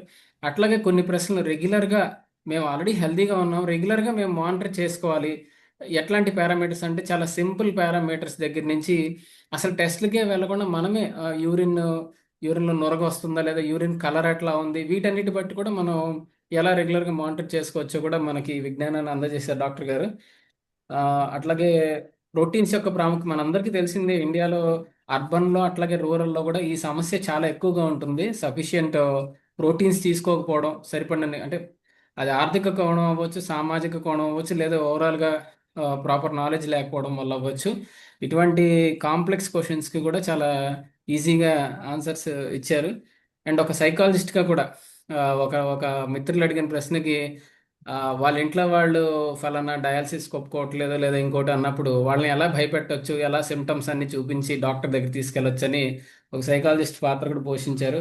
ఆఖరికి కొన్ని చోట్ల 2-3 చోట్ల నేను 2 సెకండ్ లేట్ అయ్యాను చాట్ బాక్స్లో చూసి ప్రశ్న అడగడం. అప్పుడు ఆ పాత్ర కూడా ఆయన నిర్వహించేశారు, ఆయనే క్వశ్చన్స్ చదివేశారు. సో నా లోడ్ కూడా తగ్గించారు, వర్క్ లోడ్. ధన్యవాదాలు సార్, ఒక చాలా మంచి సెషన్ అందించారు ఈరోజు. ఇంతటితో ఈ సెషన్ ముగిసింది అని ప్రకటిస్తున్నాం. మళ్ళీ వచ్చే వారం మరొక వచ్చే వారం కాదండి, వచ్చే సెషన్లో మీ అందరికీ తెలిసిందే, ప్రతి రెండు ఆదివారాలకు ఒకసారి మనం ఇది నిర్వహిస్తూ ఉంటాం. ప్రతి నెల మొదటి ఆదివారం, మూడో ఆదివారం నిర్వహిస్తూ ఉంటాం. సో ఒక్కసారి ఏదో is it upload it to YouTube sir? Yes sir, యూట్యూబ్లో రెగ్యులర్గా అప్లోడ్ చేస్తుంటాం. జనరల్గా సెషన్ జరిగిన ఒక 2-3 రోజులకు మేము అప్లోడ్ చేస్తూ ఉంటాం. సో యూట్యూబ్ ఛానల్ కూడా మీరు అందరూ కూడా ఫాలో అవ్వచ్చు, మిగతా మీ మిత్రులందరికీ కూడా షేర్ చేయొచ్చు. సో ఇంతటితో పివి సార్కి ఏం లేవు కదా సార్, క్లోజ్ చేయమంటారు సార్? ఏం లేదు. ఓకే. సో అటెండ్ అయిన వాళ్ళందరూ ప్రతి ఒక్కరికి కూడా పేరు పేరున ధన్యవాదాలండి. నెక్స్ట్ సెషన్లో మళ్ళీ కలుద్దాం అందరం. నమస్తే, శుభరాత్రి అండి. Thank you.